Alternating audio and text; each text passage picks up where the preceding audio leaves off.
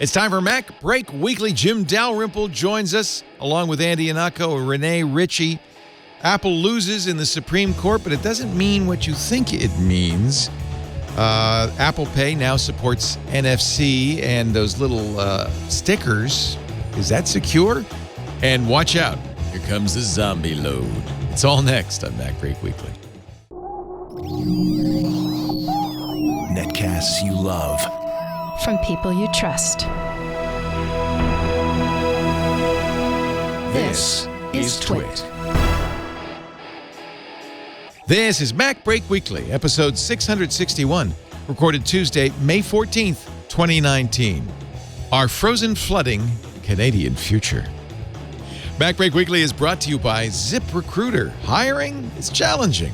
There's one place you can go where hiring is simple and smart. That place is ZipRecruiter, where growing businesses connect to qualified candidates. Try it free at ZipRecruiter.com/MacBreak. And by WordPress. Turn your dreams into reality and launch your website at WordPress.com. Get 15% off any new plan at WordPress.com/MacBreak.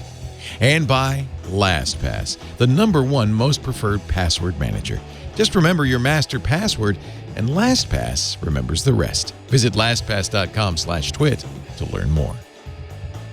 It's time for MacBreak Weekly, the show where we cover the latest Apple news, of which there is a dearth today, but that's okay because we're going to have a good time because Jim Dalrymple is here from the Loop, loopinsight.com. Hello, Jimmy. Hey. Good to see you. How you doing? I'm well.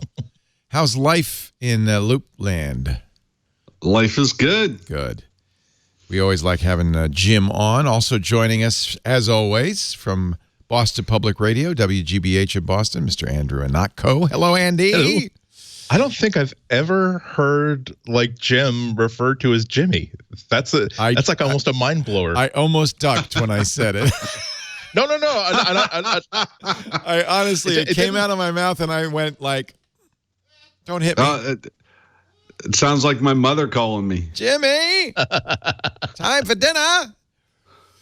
Or if I'm in trouble, it's just James. James. Then I knew I was in trouble. Yeah. James, come here. We have to talk.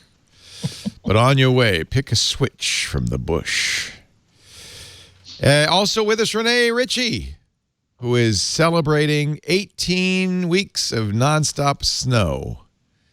No, it's the floods now, Leo. The snow's all gone away, but the floods remain. We're still on state of emergency. Dun, dun, dun, dun. Up in Montreal.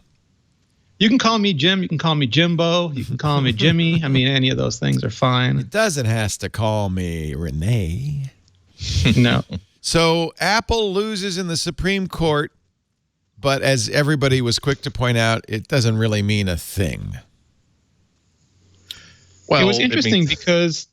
Go ahead, Andy. Sorry. I'll just say, well, it just means that instead of it means that a lawsuit that could possibly change how they do business gets to go forward. If it's 10 steps to Apple having to totally change all of their App Store policies, we are now on step 2, maybe 3, but that is arguably 2 numbers greater than 1. It was kind of a firewall. Apple was hoping they could get rid of the whole threat of a class action lawsuit over the Apple Store's monopoly by just saying, well, customers of the Apple Store don't have standing. They can't sue us, according to Illinois Brick. Yeah, it was interesting. I think Ben Thompson had a really good analysis on this, which he is wont to do.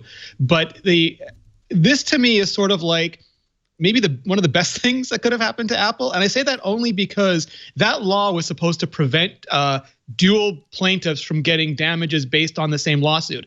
So in this case, it was meant to prevent developers from suing Apple and customers from suing Apple, both for the same thing. And the US has traditionally looked at lowest price as the key for regulation, where the EU looks at things like competition regardless of price.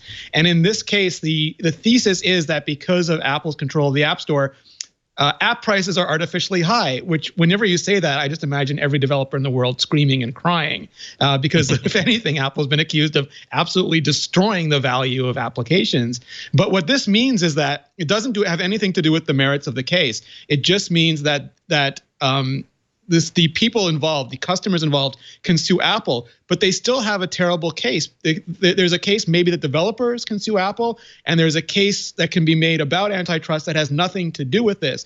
This looks like the worst possible antitrust case from Apple is now allowed to go forward based on a bad reading of an existing law that's designed to prevent just that, which is sort of the ultimate irony at the same time.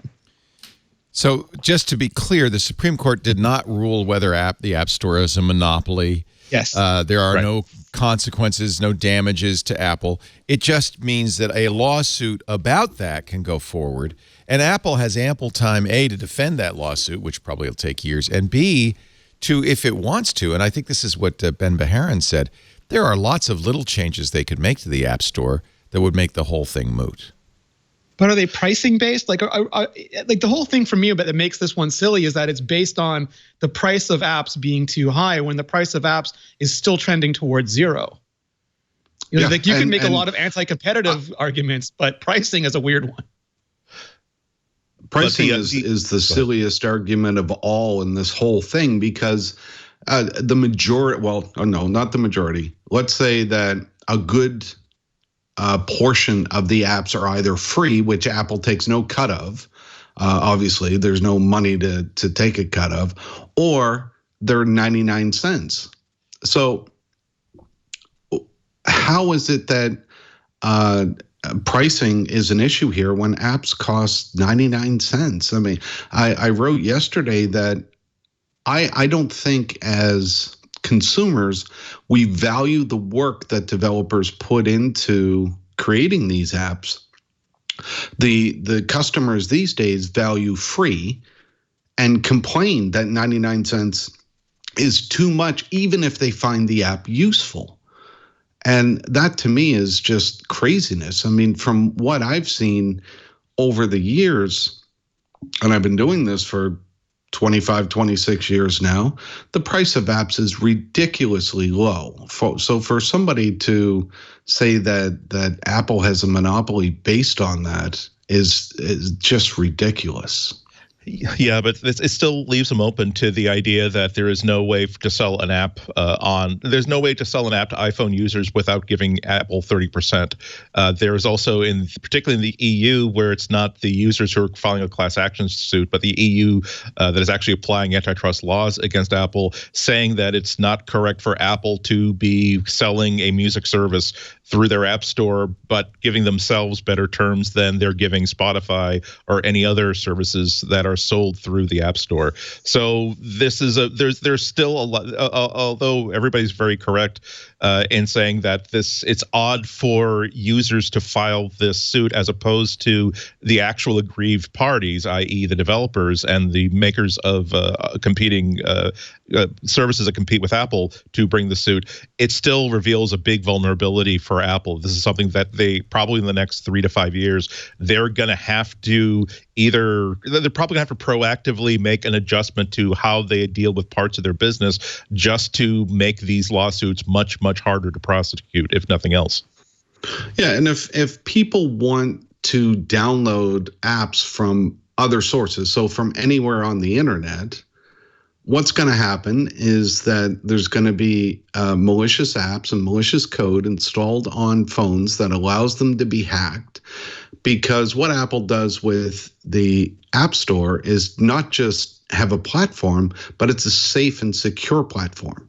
So if you can go download apps from anywhere, which people will do, they're going to come back and, the headline is going to read the headline won't read some stupid person downloaded an app from an insecure website, which, put a virus on their phone and they get hacked. The headline will read iPhone hacked. That's it. And then the EU will be screaming at Apple to protect its users. And people will be screaming to put software in place so that I don't get my phone hacked. Well, what if Apple does what Android does, which is allow users to check a box that says, I'm going to get sideload stuff from third parties. I know I'm taking a risk. Google puts a big warning of the risks involved. And in fact, lately they've made it so that the switch is a one-time only. You switch it, download it, and it reverts back to the Play Store. What if they did something like that? I don't think that the Google environment, despite all the press, is significantly more risky than the Apple environment. Wouldn't that be a suitable way to get out of this? I don't think so. I think that what will end up happening is that people will just scream at Apple. I mean, that's what's going to come out of it. People, I think, expect in Android and some of the other operating systems for different devices that, you know, viruses and malware are a thing. With Apple, they don't. They figure that they're secure. They're secure because of the way that Apple distributes things. And you know, they hold the developers to a certain standard of what the apps have to be. Malware still leaks through. I honestly don't think that I feel any less secure using Android than I do Apple. And malware leaks through in both cases. Both companies take great steps to protect you. I don't think that Google takes great steps to protect privacy and security. They take privacy, great steps maybe not, but security absolutely can. They absolutely do. The biggest. I would reply by saying, come on. They do app screening. They do proactive. They proactively screen apps that go in. The number of apps that have malware that come through the Play Store is minuscule compared to the perceived advantage of being able to sideload apps as your own priority. But the one thing we haven't spoken about is that if Apple were to allow non-App Store apps to be installed, the other problem is going to be piracy of commercial apps, which is another very, very big problem. But my position is that I do think that this is my phone. I've spent $1,000 for this phone. If I perceive a benefit to be able to sideload an app that is not on the App Store, that violates iTunes Store app policies, that should be my prerogative. I think that they have a responsibility to warn me that this might be a bad idea, particularly if I'm going to be getting this app from someone I don't know and can't really trust. But that really is my priority. The other thing is that this really is an issue. That if Apple has the ability to sell services through iOS apps, if Apple has the ability to break its own rules for developers, again, there are many, many benefits to users, but that also arguably and legally arguably creates a burden on the people that Apple is competing with through the App Store. So this is something that needs to be discussed and really needs to be settled out in the open rather than Apple being able to claim this by fiat. I think to be fair to Apple, and then Rene, you'll be next, but I should give you what Apple said in response to CNBC. I just had it in front of me, and I've lost it again. Essentially, I want to read it exactly. Today's decision means I found it. Today's decision means plaintiffs can proceed with their case in district court. We are confident we will prevail when the facts are presented. The App Store is not a monopoly by any metric. So we've already said that this just merely means that the lawsuit can go ahead. It does not end the lawsuit prematurely, which is what Apple hoped. Yeah. Apple says we're not a monopoly. So what is the is it that you can't buy stuff from anywhere besides the App Store? Because that's one remedy we're talking about. But are there other remedies? What if Apple didn't charge Netflix? One of the complaints is Netflix and Amazon and others don't like that.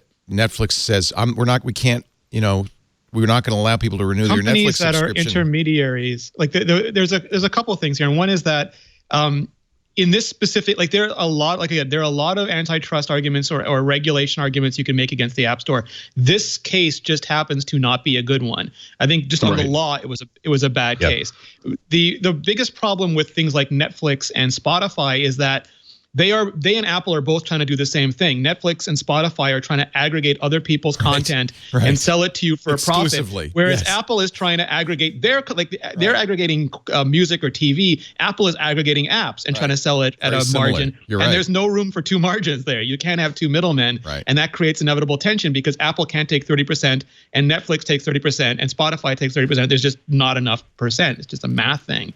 I think Apple has to be incredibly careful because there are so many potential landmines that they could step on, especially in the EU. They are vulnerable in the US, like we saw with Amazon and books, where really lowest, like you can completely price drop everything and sell it for no money as a loss leader, and the regulators will tend to love you rather than thinking that you're destroying any and all viable market for that material. So there are landmines on both sides there.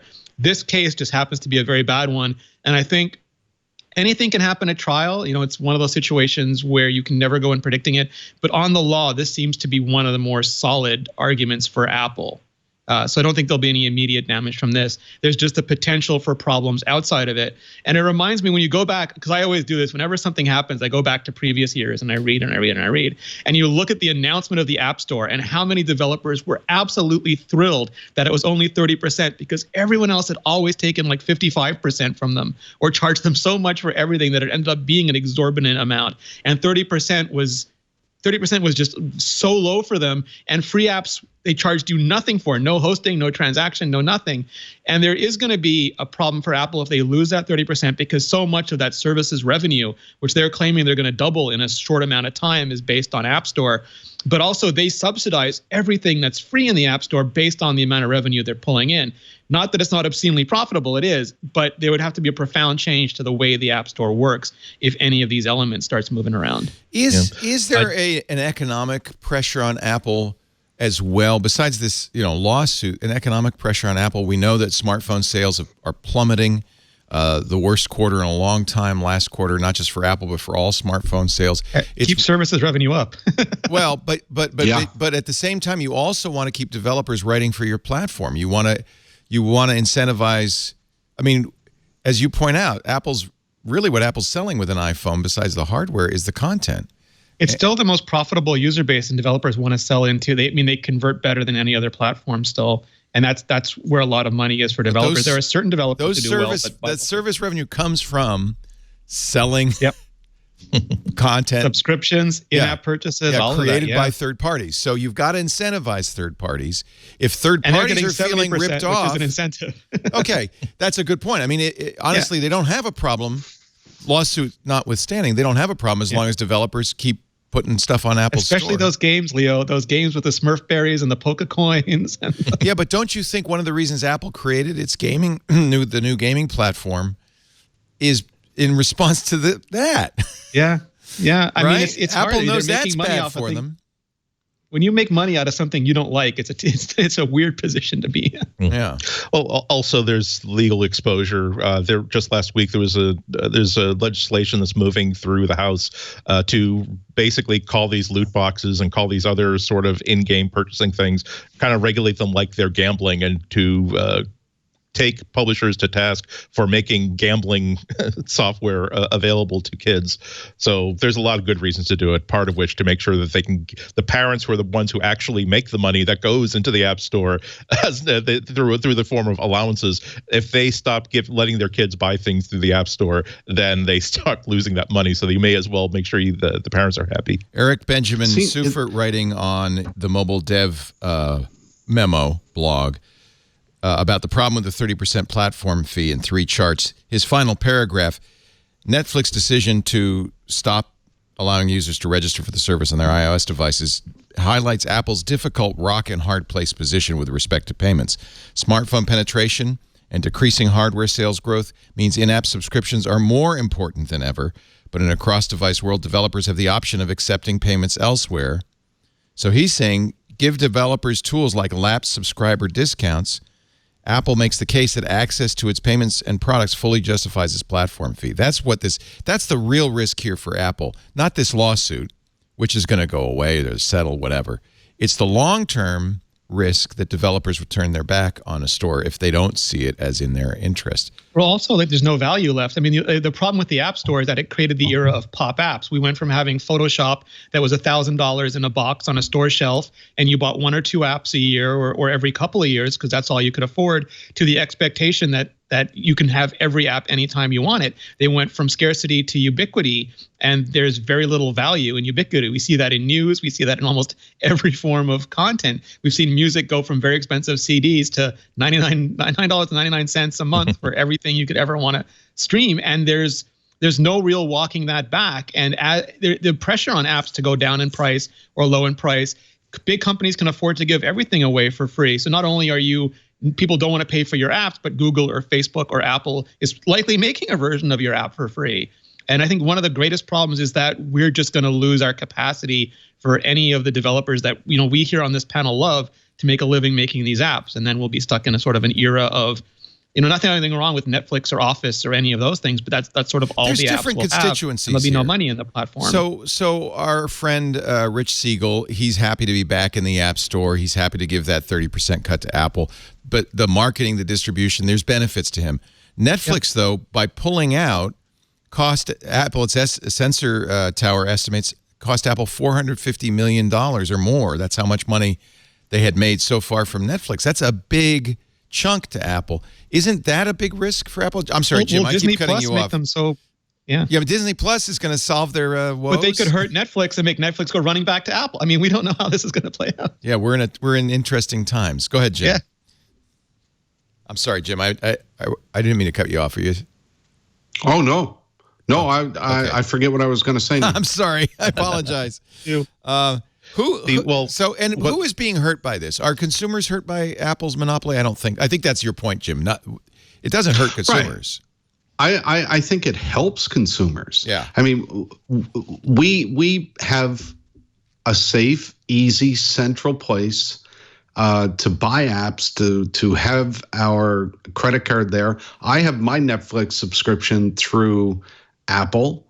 I don't see the harm that I see is more that we expect so much for free from our developers.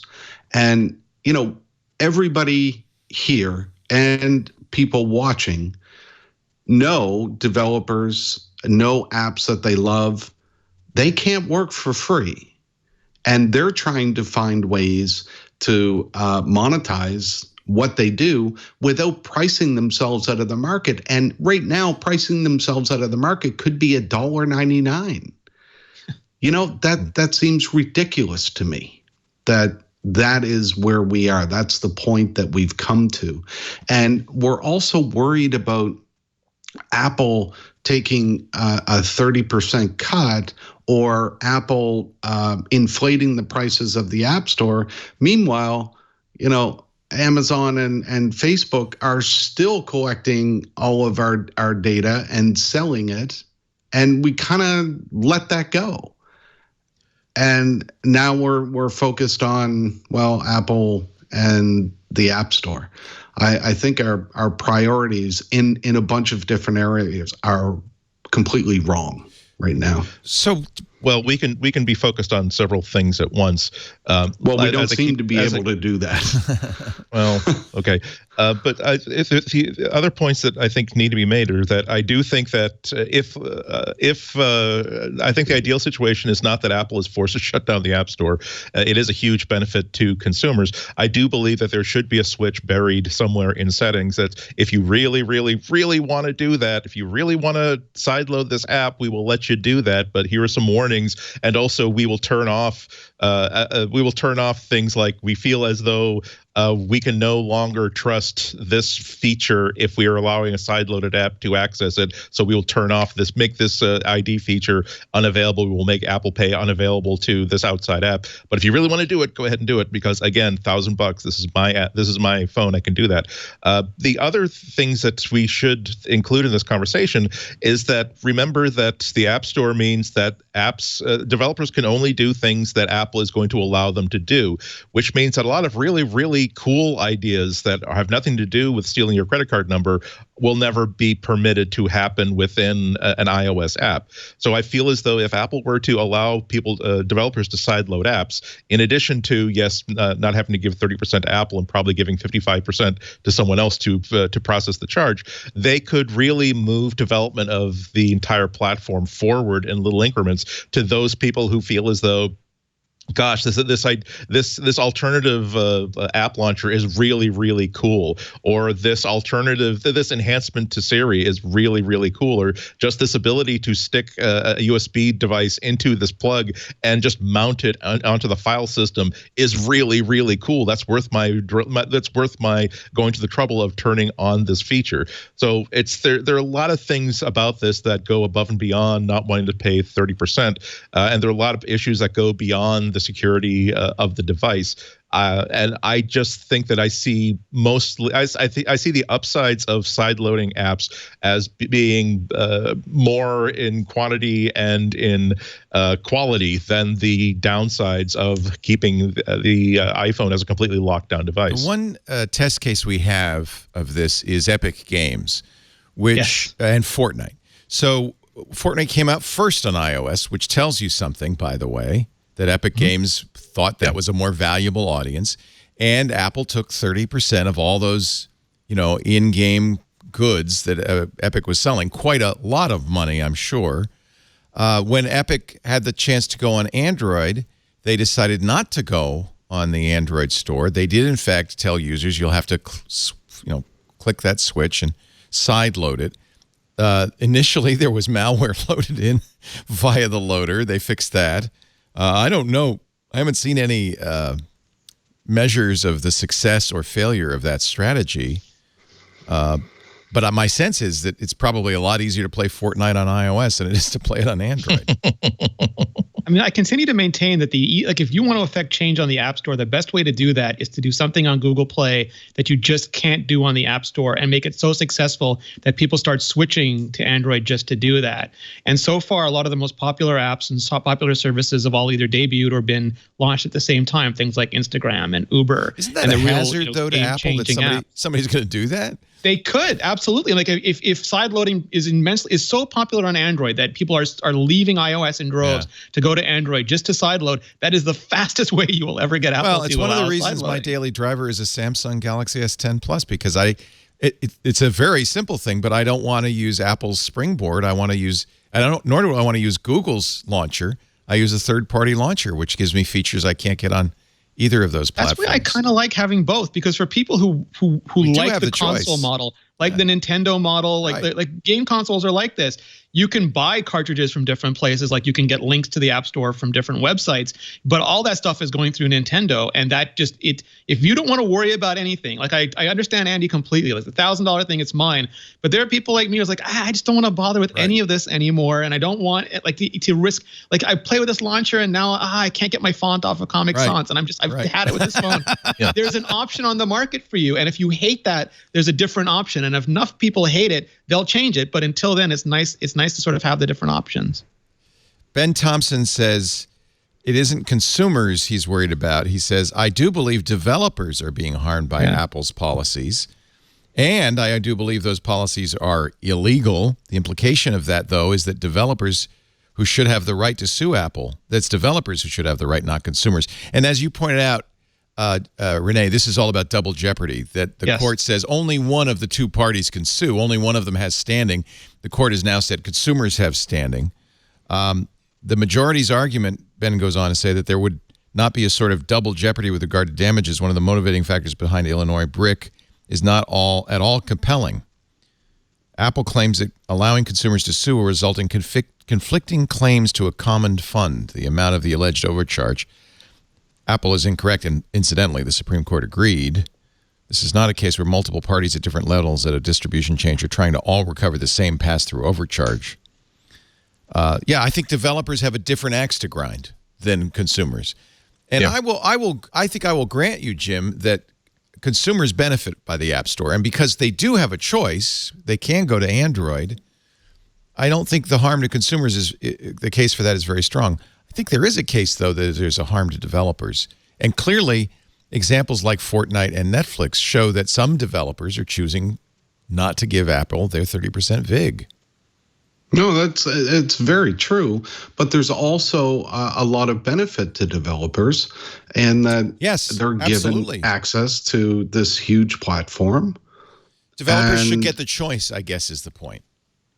Well, if you want to pay Apple's 30%, you should, and be in the App Store and get the marketing benefits and the security benefits. But wouldn't it be nice if a developer had the choice? Maybe not. Maybe the developer should just do what Rene said and write for Android. Konami code. Just put in the Konami code every time. If you can't remember the Konami code, you're not responsible enough to unlock your device. Yeah. Is there some other remedy Apple could pursue having to do with maybe zero? Their old one was web apps. Their old one was like, if you don't want to, we have an equally viable alternative for you. It's called HTML apps. You can put an icon on the home screen, and we see progressive web apps on platforms like Microsoft where they have not had success making modern app platforms, and they will argue that they're first-class citizens. I will argue that there is still a disparity between the types of apps and performance you can get out of native code versus the web. But Apple's whole thing is like, you want to make Playboy? That's fine. Make it a web app. You can't put it on the app store. Actually, and maybe that is one Apple remedy, which is to put in better support for progressive web apps, better service workers, et cetera, and Safari, so that there can be almost parity between an App Store app and a progressive web app. Can you run Epic in OpenGL? Or in WebGL? I don't know. For instance, we just got an app rejected from Apple TV because we're making little apps for our shows, and they wouldn't accept an app for iOS today. We just got one accepted finally for Hands-on Tech because we had to take out all the imagery that had anything not Apple, including Windows machines, because it's a review show. No Windows machines, no Android devices can be shown. Okay, fine, we did that. But now I don't know how we're going to get iOS Today in there, because they said, well, you can't have an app that's called iOS Today. I think we're going to have to call it Asterisk Today or something like that. I understand. That's Apple's trademark. I understand, although they've allowed us to call that show that for years. We've been MacBreak Weekly for 15 years. I don't want to cause any trouble. Honest. We had the same problem with the iPhone blog, and it's one of the reasons we ended up changing the name so often. Yeah, so it's bad for you. It's hard for you as a developer. It's also hard for our listeners who want that app on the Apple TV. It is, after all, an app singing the praises of iOS. So I would say there's benefit all around. But that's the rules, so that's what you do. That's how it is. What was my point? Well, I guess that's a case where the developer, us, is hurt by Apple's rules. And if we had a progressive web app, we could call it iOS Today. And honestly, what the app we're making could be a progressive web app. It's not a very impressive progressive web app. Yeah. So I guess the solution I would love Apple to do is make progressive web apps first-class citizens, as Microsoft and Google are both doing. Put better service workers on iOS, make them first-class citizens, give us the ability, for instance, to store settings in between sessions, which right now you can't do. And that, to me, would eliminate the harm to developers of a closed app store. Netflix could have a progressive web app, or Amazon, like Comixology could have one. Comixology could be a PWA. Yeah. And then they could sell, because it's just a website, they could sell it just as they do now. If you are using Android or Audible on the Apple Store, you have to buy your Audible books through the website and then download them into the store. If you're doing it on an Android, you can buy it within the app. Yep. And you don't have to worry about arbitrary code execution because JavaScript is a supported element. Yeah, PWA I think could be made completely secure. I think there's a way to do that. So, I mean, it won't have any vulnerability that a website wouldn't have. Yeah, that's true. But Apple secures Safari pretty well. Yeah. I'm sure, by the way, why Apple does not let you have persistent storage for PWAs, by the way. Aside from, but it feels like they could sandbox that per instance. Like if you start an instance, it gets its own little secure box. It doesn't get to there'd be ways propagate to other instances. Exactly. Yeah. So in other words, even off the top of our heads here, we've come up with a few solutions that Apple could pursue. I'm sure that some of those will be pursued in the light of this Supreme Court decision.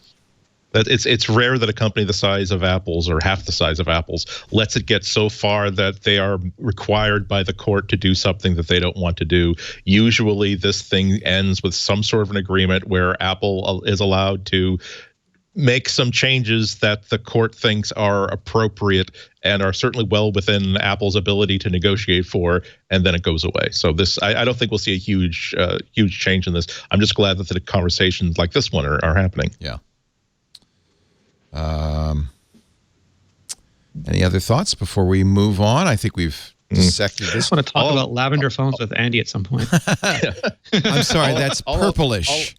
All I'll say is that like the day that I can activate that switch on iOS and suddenly have like a one-word processor that allows me to use a Bluetooth mouse for cursor control and for user interface, I will sideload that app like might get that this June anyway. Man.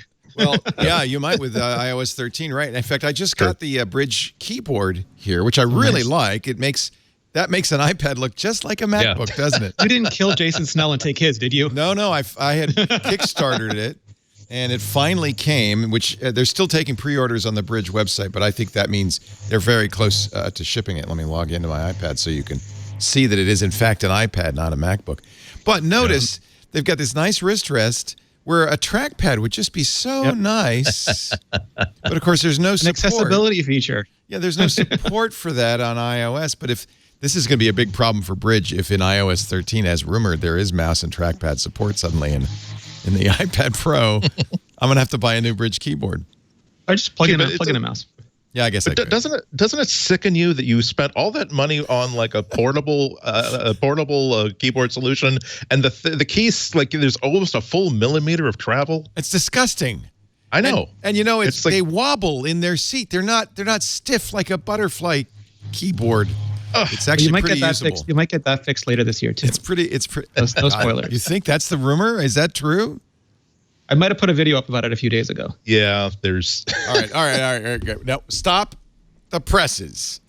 We're gonna hold that thought. I want to take a break, and then I want to hear more, because, and there's an interesting Michael Tsai, who is a longtime Apple developer. In his blog, he's the guy who did the anti-spam solution that I used for years on iOS. Spamsive, isn't it great? That was one of my favorite apps of all time. Absolutely. God, what a lifesaver. So many non-Heineken emails. Stop. Michael's talking in his blog about people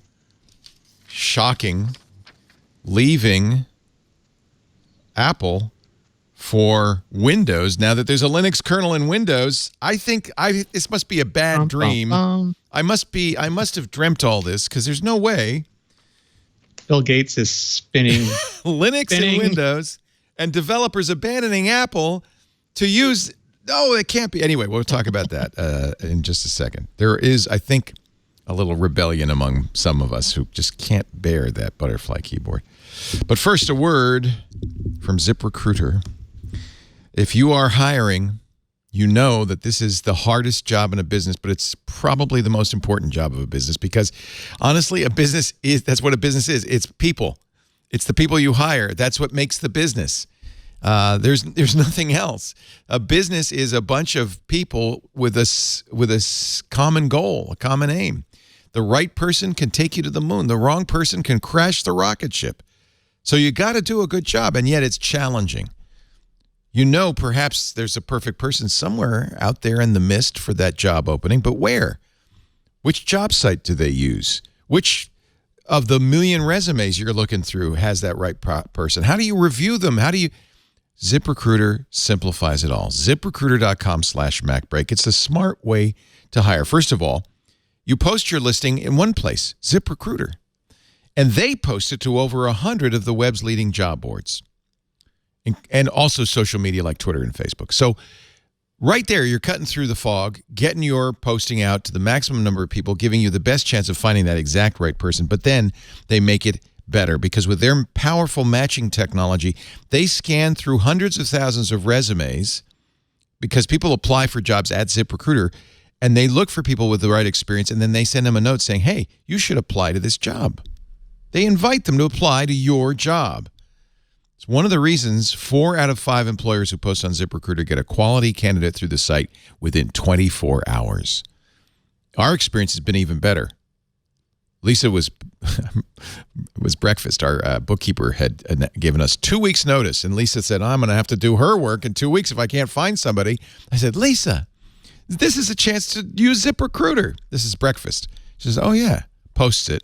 Before lunch, in about an hour or two, she got her first applicant. She said, oh, this person's good. This is really good. Then another one. Before lunch, we had 3 qualified applicants.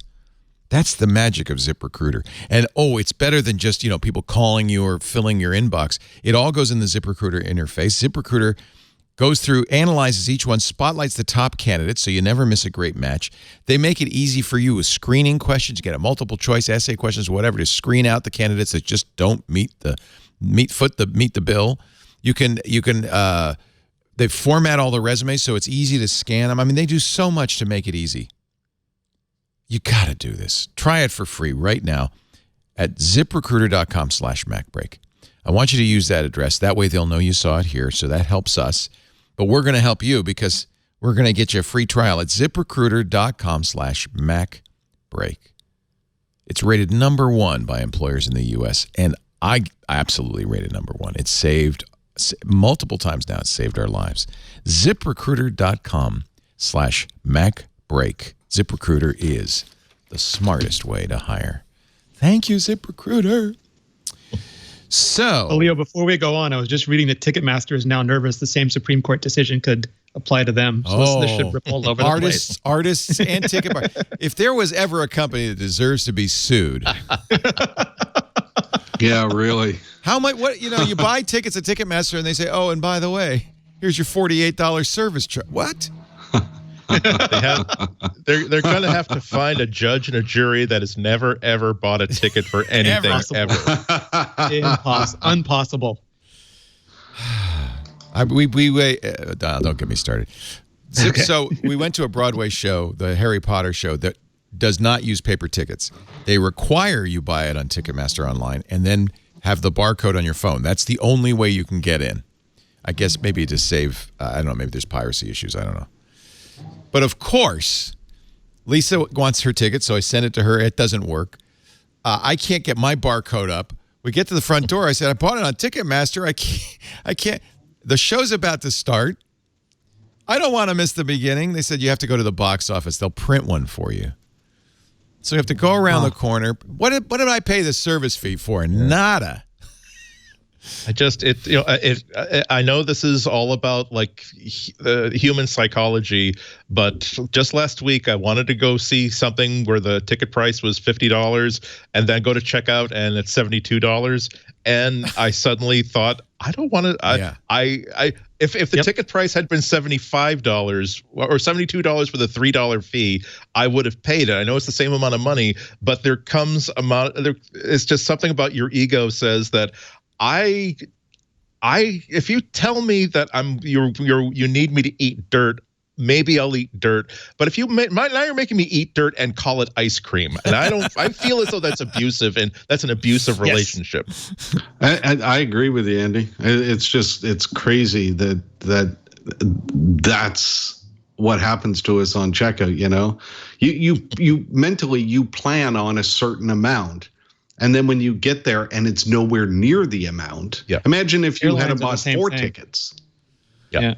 The same problem. Then you're looking at $100 or more. Yeah. This is going to now start a whole spate of people thinking, hey, who's rent seeking? Everybody's rent seeking. Who can we sue? Customers and developers. Customers and artists. I didn't like that TV show. I'm suing Netflix. Suing. Because everybody's rent seeking, right? That's the new thing. I will settle for your if I can just key the car of one executive at Ticketmaster. Okay, I don't care about the lawsuit. I just want them to feel. I just want them to know that they've been inconvenienced, and it was because of the business that they're in that people hated them. That's all. I know it's mean. I know it's wrong. I heard the other day that somebody sued the lottery because over 20 years of buying tickets for the lottery, they were never told that they wouldn't win. What? And they were never told that the odds were so high against them winning. So they sued for 3 years profits from the lottery plus $500 million. What? This coffee might be hot. Yep. Warning, this coffee might be hot. Now they lost because in fact the odds were printed on the back of each ticket. They're on every ticket. Yeah. It's just that people don't understand probability. Well, math is hard. What does that mean? Reminds me of go ahead. I was going to. It reminds me of a sketch on Mr. Show where the government was sued by someone who doesn't by someone who made a lot of money and then lost it all, and the government was forced to put a disclaimer on every piece of paper currency saying that this dollar will no longer be yours after you spend it. By the way, I just want to finish up on this bridge keyboard. I really like it. It's a very nice keyboard. It really is all going to depend on what Apple does with iOS 13 because I do want more. This could be a great iPad could be a great laptop. At least now I have a good keyboard, backlit. It's got all the function keys. It's really a joy to type on. There is one negative. It's got a giant battery in it because it's a Bluetooth keyboard. It doesn't use the smart connector, and they say it'll last a year. So obviously they put a massive battery in it. It weighs 1.5 pounds. It more than doubles the weight of the iPad Pro. And it makes it twice as thick. So if you want your iPad Pro to weigh twice as much and be twice as thick, this is the product for you. What you should do, Leo, is put 2 iPads together and then they can make a Lenovo. Yeah, did you see that? They're going to do a folding screen Lenovo. That's actually very interesting. I don't think foldable screens are durable enough yet to make me want to spend more than $80, more than any amount of money that I would care to lose on it. They're basically saran wrap right now. Yeah, exactly. But it was the interim. So when it's closed, it is a sealed. It's like having a tablet where you don't have to have a tablet cover on it because when it's closed and it's in your bag, like the screen isn't being exposed, you unfold it and you have a full-size tablet or a full-size Windows device. But what really intrigued me was they have when it's sort of half unfolded and you're holding it in your hands like a book, you will have like a left screen and a right screen sort of configuration. So you can either use it as as a book reader where you're seeing 2 facing pages, or you can have like on the left side, here is the thing that I'm reading. On the right side, here's a notes app where I'm taking notes with my pen.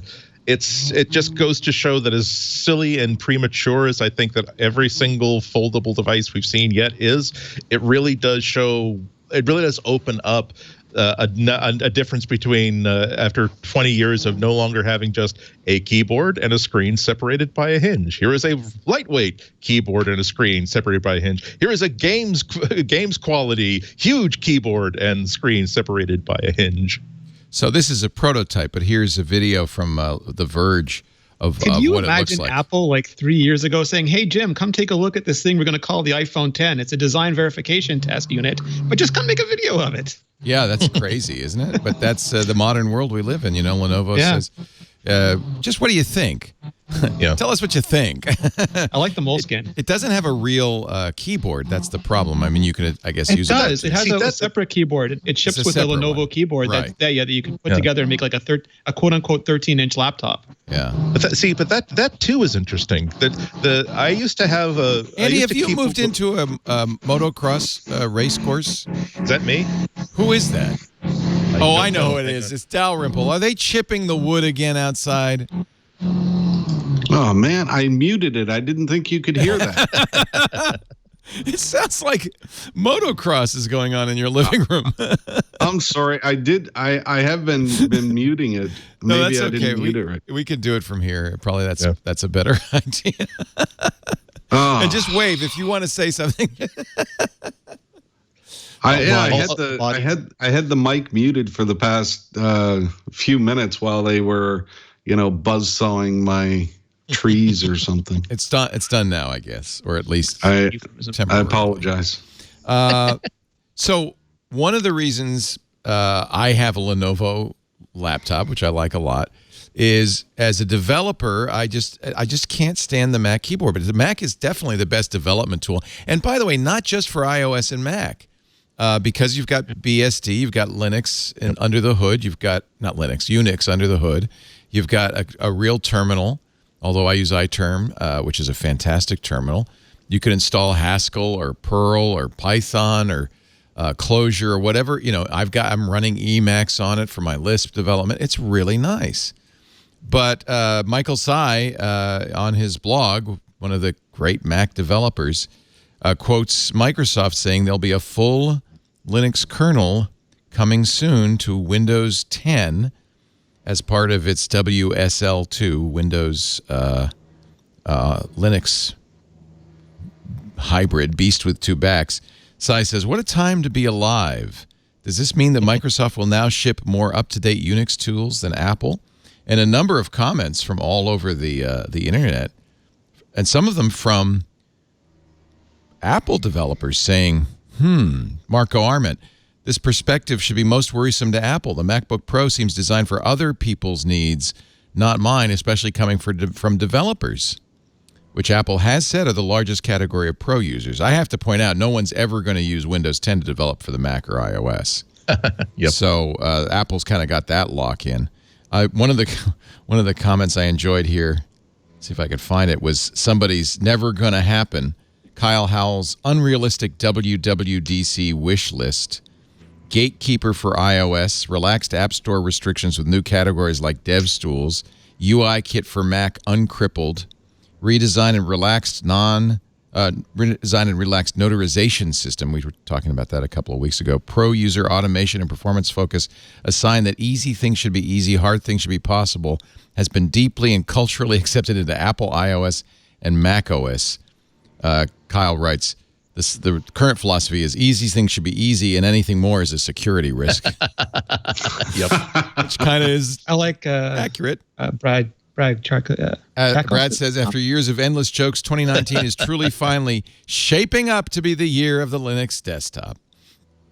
That's Steven Sinofsky, actually, via Steven Sinofsky. No, again, the fastest way to get Apple to change something is to make people start leaving them, and then they're going to just do anything possible to fix that bleeding. I mean, my response to Linux kernel on Windows is, why don't you just put Linux on your damn computer and be done with it? Microsoft Linux. Then you get a real Linux, a real kernel, and all the tools, and it's a lovely environment. I'm very happy with Linux on my Lenovo.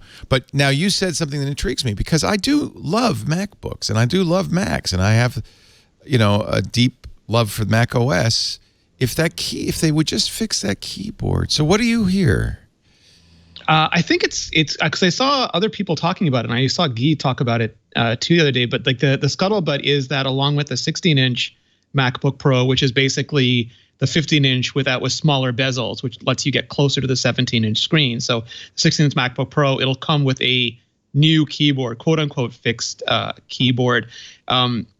I know you never know how far to believe this stuff, but the rumor is it'll be more like the Magic Keyboard, which has very low profile scissor switches on it, and they will even fix the inverted. Like right now, there's no inverted T on the arrow keys, which just drives people out of their minds, because there absolutely should be one, and that's on the list of things that'll be fixed as well. Would that be announced June? June. They have done MacBook Pros in June. They have done MacBook Pros in October. So I guess it just depends on how close it is to being released. I got $8,000 burning a hole in my pocket, ready to buy a MacBook Pro. And what about the Mac Pro? It's been very quiet around the Mac Pro. Preview at WWDC is apparently the aim that it has to be at a certain point where, they've been burned before by showing things off before they're ready. Yes. So part of me wants them to wait, but also this is the big developer show. And if you're going to ship this year, like with the iMac Pro in 2016, was it 2017? But how long does it take to develop a computer, even from scratch? It's been 2 years. The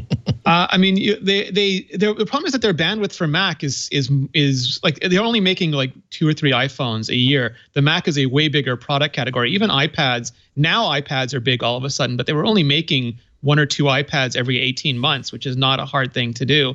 But there's like 5, 6 Macs that they should be updating every year, and even if it's just new processors, there's a lot that goes into like you can't just shove the processor in the old computer, because then you get the thermal problems that we've been seeing. So there's a lot of stuff they have to do. Now they have to go back and finally fix that damn keyboard. That pushes something else out by the amount of time it takes that team to to fix that keyboard. So it's really like a prioritization thing, but they have gotten better over the last few years. Like there was just no excuse for all that stuff lingering for as long as it did. But now we have the MacBook Air, finally the Mac Mini, so many finallys, and the Mac Pro.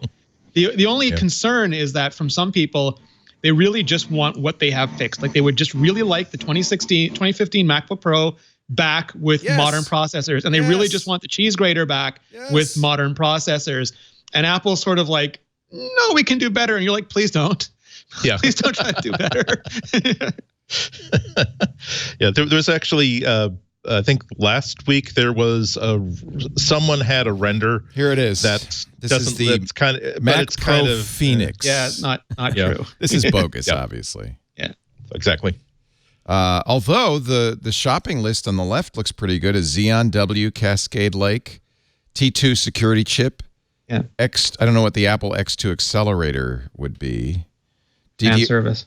DDR5 SODIMM RAM, 3 double-wide PCIe 4 slots, single or dual AMD FirePro X, or, as long as we're imagining things, how about an NVIDIA Quattro RTX PTO?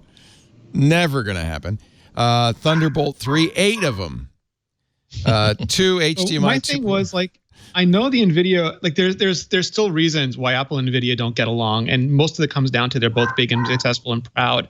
But I would like them to get along just enough to officially support eGPU, because then Apple can buy from AMD for their computers. There's no problem. And people who want the latest, biggest, greatest CUDA core thumping NVIDIA card that they want can just buy it, throw it in an enclosure, put it on, and buy a new one every year if that's really what they want. You can do that now, but the drivers don't exist, so you have to mess with it. Yeah. The other nice thing about NVIDIA support is I would make the Hackintosh community very, very happy if there were drivers for NVIDIA that's a good everywhere. Point. Yeah. But it's there's so many things that give Apple such a great advantage that also in some cases become a big problem. The fact that they are the only makers of Mac hardware means that every time they can't just put components together in a box, just not in the same way that anybody can go to Newegg or a flea market with about $800 to $1,000 and just buy components and build a really, really good Windows 10 box. This is going to be the only machine that's going to be on the market as a pro Mac machine, and they're going to have to support it for years and years and years and years. So I really do think that even if they wanted to call it like the Mac Pro Legacy Edition, where they just said, you know what, we still got the tooling for the cheese grater. We can put together something that is easy for us to support as the original cheese grater and just build it with modern components, and that will at least keep people in the family for the 4 or 5 years that we want to spend creating the idealized Mac Pro. But unfortunately, this is just not how they can do a project like that. It's just institutional. Again, it works so well. Yeah, exactly. Pulling him off the new one to make the old one. It'd be interesting to see how the iMac Pro comes out of this too. I mean, that is a very powerful machine, but it's not, as modular or upgradable as what the Mac Pro supposedly will be. So that to me is going to be a very interesting trade-off. Is it possible to get one of the new Mac Minis and actually it's faster than the iMac Pro, which has not been updated? I feel like it is. It's so different because the Xeon chips already are generations behind the consumer chips. Like there's Skylake still, and there are the Cascade Lake ones coming out, but they're really for multi-core, and there's a limit to the amount of multi-core you have in the Mac Mini still, or at least the Enterprise, and also you have the ECC RAM. Like there's just so many sort of heavy-duty components. I just got the I just got the Alex Lindsay 1.5 Alex Ricoh Theta Z1 camera. Alex made me buy. He made me do it. You saw him do that on the show. He twisted my arm. But Ricoh does make stitching software for Mac and Windows. And of course, I'm going to do it on my iMac Pro because of the multi-threading and all that. I hope it takes advantage of all that. But you want, when you're doing stuff like stitching 360-degree 4K video, you do want some horsepower under the hood. There are times when you really need that. I was watching Jonathan Morrison's Final Cut demos where he was doing, I think he was pulling it off the Arri Alexa or just looking at Marquez, and they're throwing like 8K red raw files around in Final Cut like it's a normal video. Yeah, if you need the horsepower, clearly, and those people know they do, and $5,000 is not, or if you beef it up, $15,000 is not too much to spend. Let me just take a picture of you guys, by the way. There you go. Smile. Oh, that's a Alex video. made so much off that affiliate revenue that he took a vacation. Oh, son of a... I'm suing him. Talk about rent seeking. Oh my God. Yeah, where'd he go? He got me to buy this, and then he disappeared. Son of a gun. So Apple sell a monorail to the next town. Yeah. What about us drunken slobs? You'll be given cushy jobs. Monorail. Let's talk Apple Pay. Apple has announced that what is it? One Touch Apple Pay now is or No Touch Apple Pay is coming to the world. Somebody needs to explain this. It's I guess it's going to support NFC. Apple Pay NFC stickers.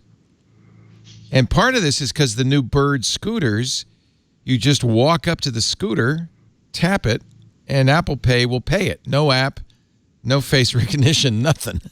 Yeah. That's a disaster and waiting to happen. Thank you for taking a scooter ride. I didn't take a scooter ride. I need to see the demo because I'm not a scooter. I walked past a scooter. Yeah, it's hard to understand what model they're like, whether it's account, like you have an existing account and it just pulls off it goes for your existing. I have. It's sort of like the new app, there's a new TV app, and like you can just 2-click to subscribe to shows, and people are worried that their kids are going to subscribe to all these different channels. It's for free trials, and then you still have to author. But like it's hard to understand just based on the quick demos what's really going on until you get down in front of it and sort of walk yourself through the transaction step by step. Yeah. I really wish this had been an Apple demo. That they'd really done it like a keynote demo, because my first thought is, okay, I'm a bad person.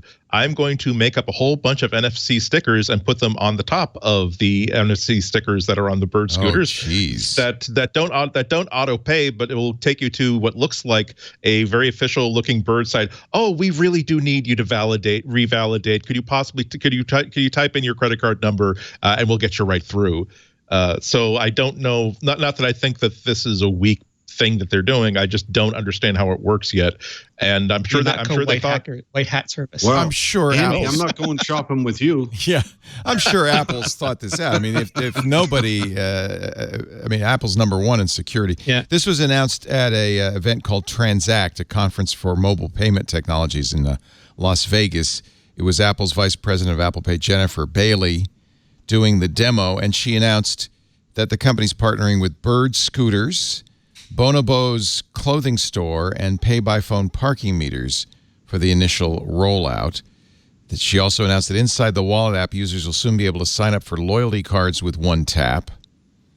And it's not clear exactly how it's there's like work. Oyster, where you can just tap and go through like subways, and all that stuff is worked out. I just don't understand what the model is here yet.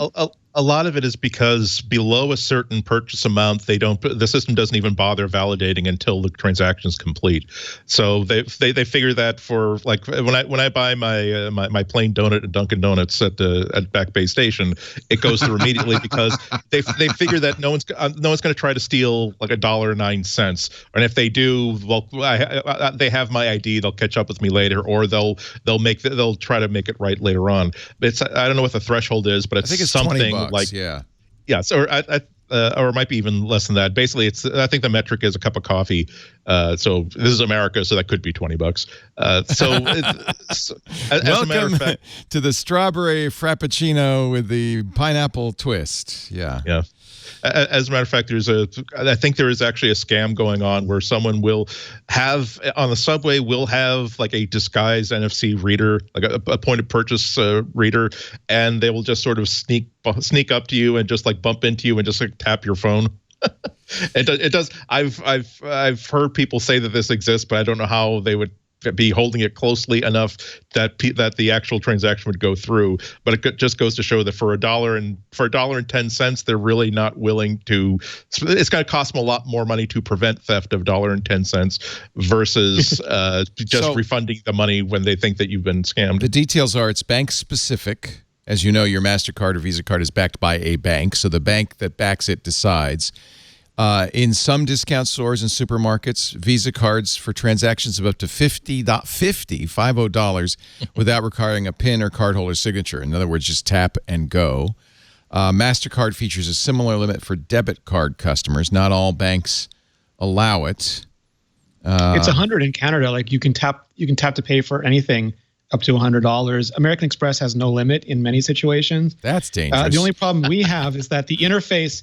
Even though the interface knows it's $100, it'll still present the tap thing over $100, like $150. Tap to pay, and you're like, oh great, sorry, not accepted. Like just fix that at the interface level. Yeah, I mean, what they could do is say, okay, here now you need to give us the PIN because it's over $100. That would not be a weird way to do it. No. So that's why it's confusing. Why, a lot of times in the airport, I'll buy a sandwich before I get on the plane, and they just say, go ahead, you're done. It's like, what, you don't want me to sign it or anything? No. But you don't ever know. You never know. It just depends. I'm shocked in the U.S. Like they'll say, like I start to walk away and they go, sir, you have to sign. I go, what? Sign? What century is this? What does that do? Yeah. And by the way, you can sign it any way you want it. I don't know if you've ever, you can go. And last time a waiter took my card away, I haven't seen that since like the 80s. Oh, yeah. We're savages down here south of the know. Yeah. Sir, you're not. You feel like chasing them down and tackling them. Give me my card. Yes. Where are you going? What are you doing? For those of you who've never been outside the U.S., in most other countries, the waiter comes to you with a thing that he swipes in front of you, and they prints out the thing. They don't even swipe anymore. Like he brings it to you, you tap it, and he walks away. Right. Oh, someday we'll live in your future, your Canadian future. Our frozen flooding Canadian future. Well, can I just again, since we're light on topics this week, can I just like complain that we're in that horrible in between transition where like almost every point of purchase area that I enter has some sort of a screen and a chip and card reader, but only let's say 70% of them take tap to pay. And so like I'm kind of embarrassed to even try tap to pay because I'll be the person who's holding up the line by doing something stupid. Yeah. And I correct this behavior after about 2.5 months of not knowing what to do at this one particular store. I still we need print that out little sticker. Every time I fly, I print out a boarding pass because I don't want to be the one guy who's got his QR code on his Apple Watch. It's going like this. I do it for security now because there's so many horror stories about devices demanding passwords at the border. Oh, that's interesting. That's a good point. Yeah, you want to wipe all your devices before you go anywhere. No, because apparently the laws cover that too. I just walk through with a paper boarding pass and mind my own business. Isn't that? I've been bombed back to the Stone Age, and back to the Stone Age, and I'm happy. Boy, it's really a light day. Purple phones, Leo. Purple phones. Oh, you want to talk? Andy, did you get a purplish Pixel 3a? No, I'm deciding which one to order, but I gotta say that if the rumors about the new colors for the new phones could become true, that's another point in the points race to get me to switch back to iPhone as my daily driver. iPhone XR2 with purple and green, Leo. Yeah, and I mean real purple. I'm disappointed in the in the Pixel because they should have just called it lilac. It's kind of like a pinkish lilac. It's a light purple. This is 2019. We don't have to be so caught up in we can't sell pink phones to everybody. I'll buy a pink phone, but yes, I will also buy the hell out of a purple phone. Do you think especially if they give me an option where I can replace the Apple logo with the Prince logo? Because that I would buy. I would buy 2 of those. Purple phone. Ooh, and that actually also fits in with the rumor there'll be 3 lenses. So they'll be like in his last series of albums where he's wearing those 3 lensed spectacles. There you go. Oh, I forget who it was, but it might have been Telos of Tech, but someone was posting a picture of the yellow iPhone 10R, iPhone 11R with Pikachu, showing how it looks like his 2 eyes and open mouth, Leo. So you can get the yellow phone, and it'll just. I do love what people do. Like Ryan Reynolds. Yeah. Have you seen it yet, by the way? Have you seen Detective Pikachu? I took my godkids on the weekend. See, everybody I ask, they go to see it, but it's always, but I took the kids. No, so they were the only ones who would go with me, like full disclosure. That's the truth. They took Uncle Rene. It was cute, but my godkids both said, "Oh, I like that way more than I thought I would." They weren't expecting much because they've been burned by video game movies before. I think that's the Ryan reaction, Reynolds is darn charming. Yeah. And Deadpool being Pikachu is just amazing. Explain to me why Mark Gurman tweeted a photo of shards of glass to talk about the different colors of the Mark phone. is tweeting a lot. I wonder if Bloomberg takes too long to get his stuff up now. He's just tweeting it. Those are like broken off. Those are just broken off pieces of the backplate from the iPhone XR showing some of the different colors. They're pretty. Yeah. And then Ben Geskin on Twitter recolored them closer to what he thought that they were. He took some of the renders. Yeah, because this might be darker when you had a backing on it or something like that. Yeah. The renderings probably give you a better sense of it. I like the green. I think that's kind of pretty. It's all about that purple, though. I mean, the green looks like the Hulk. That's fine, but I like the purple. I need a darker purple. Yeah. There you go. I bought the. I want to see the back, Jim, because the sides on the 10R are very different than the back plate. So I'm waiting to see what that back plate looks like. Yeah. I bought the product Red 10R, and I love it. I just think red is so beautiful. But you put these things in a case. So the clear case, though, I mean, it still looks really good in the clear case. Yeah. You like to live dangerously, Mr. Dalrymple. I've never used a case. Well, actually, that's not true. The only time I used a case was with one of the older iPhones. When I would travel and the battery wasn't as good, I'd use a Mophie case. But other than that, I don't use a case. The batteries, I use a smart battery case for that now. Copy 386 says the reason Mark Gurman tweeted those shards is so we'll know what our phone looks like when we break it. I don't know. I just thought, oh, why not? Let's see how much money I could spend on a Samsung Galaxy S10 Plus. So I got the ceramic back. Is that the 5G?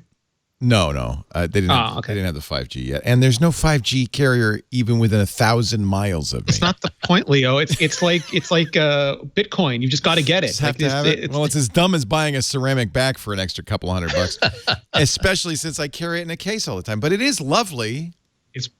Once in a while, I'll just take it out and go, oh, yeah, that's pretty. I suppose, how do you keep from dropping it, Jim? You just hold on tight? I wouldn't dare drop. I don't think about it. If I think about dropping it, I'd probably drop it. See, because I think I don't even think about it.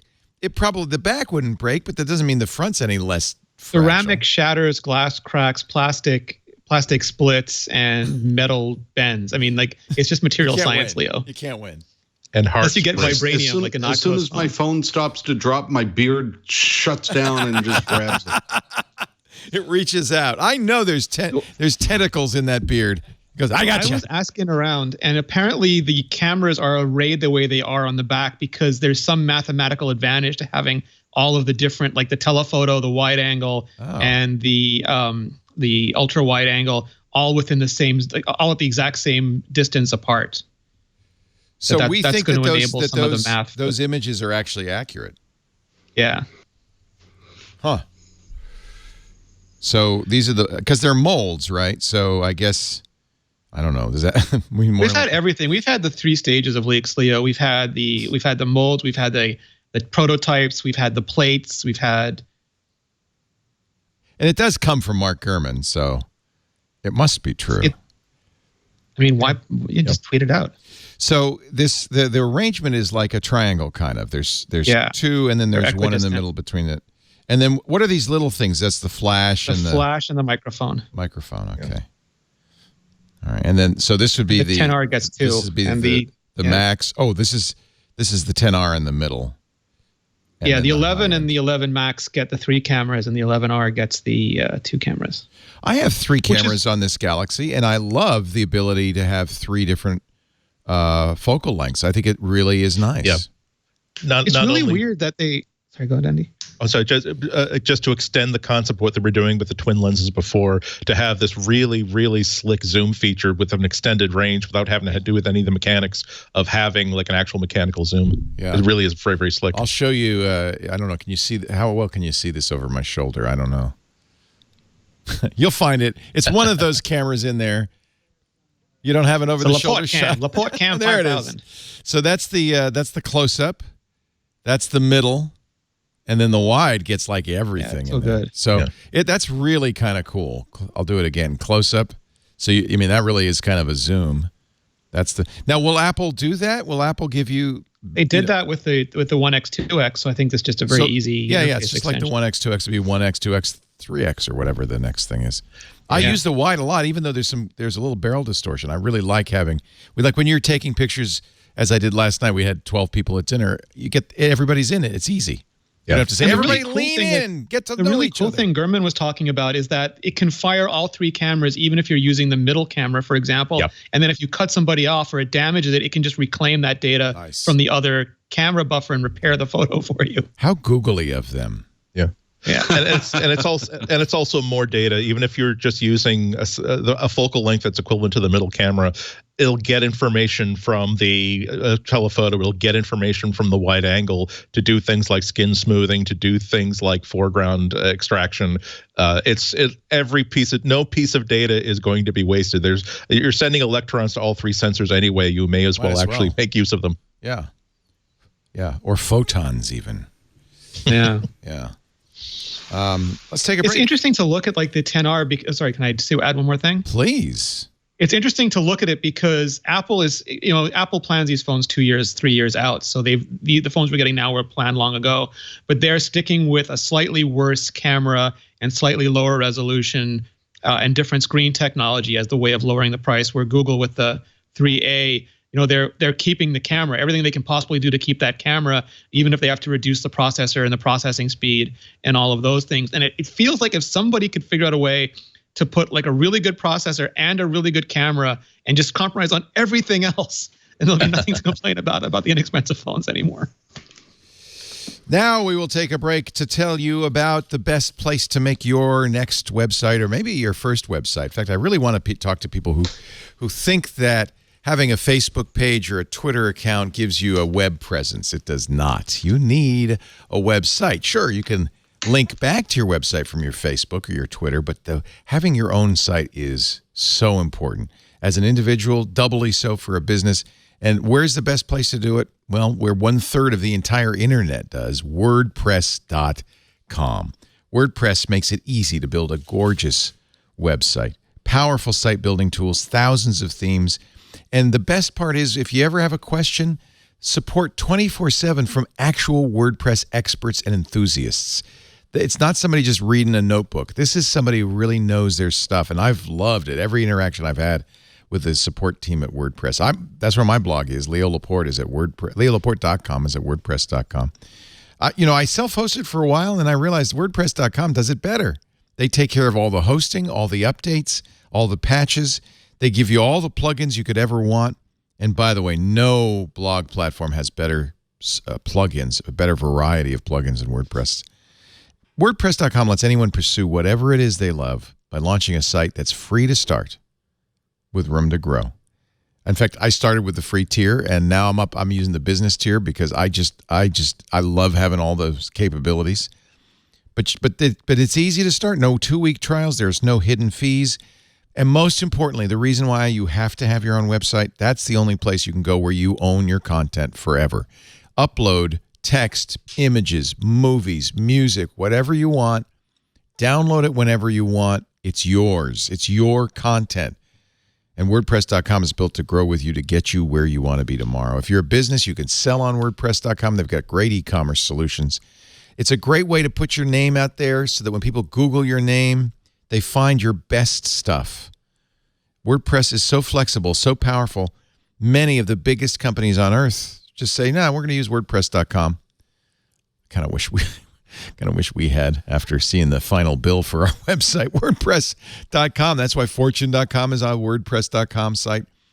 That's why Quartz, that beautiful Quartz site, is a WordPress.com site. Millions of people use WordPress.com every day to turn their dreams into reality. Shouldn't you? Go to WordPress.com/MacBreak and you can get 15% off any new plan purchase. WordPress.com/MacBreak for 15% off your new website. Do that for us. When they see that, they go, "Yeah, we like these guys." They send us some traffic. And we thank WordPress for not only giving us a little ad buy here, but for supporting my site, Steve Gibson's site, everybody I know, they do such a great job. WordPress.com/MacBreak. I'm stealing a little thunder from Steve. I'm sure he'll cover this in an hour on Security Now. Zombieload. Yes, another Intel vulnerability. Intel chips, and that includes Apple devices. 4 bugs that can allow hackers to steal sensitive information right from the processor. Go directly to the source. Zombieload, they say, is just as serious as Meltdown and Spectre. Here's the good news. Thank you, Apple. If you're using macOS 10.14.5, that explains why you got that update, you're safe. It affects every Intel computer dating back to 2011, not ARM, not AMD. Here's the demo of Zombieload. Zombieload in action. So I don't know if you can gather anything from this demo, but basically they're spying on your web browsing. And so what you see on the right is the text that tells the hacker what you're doing on the left. But it could also be used to steal passwords. No reports so far of any attacks using Zombieload. Intel has released microcode updates for vulnerable processors. And the Mojave, this is why you want to install that update you got yesterday. The Mojave 10.14.5 update will fix that. And I think you need physical access, right, to exploit it?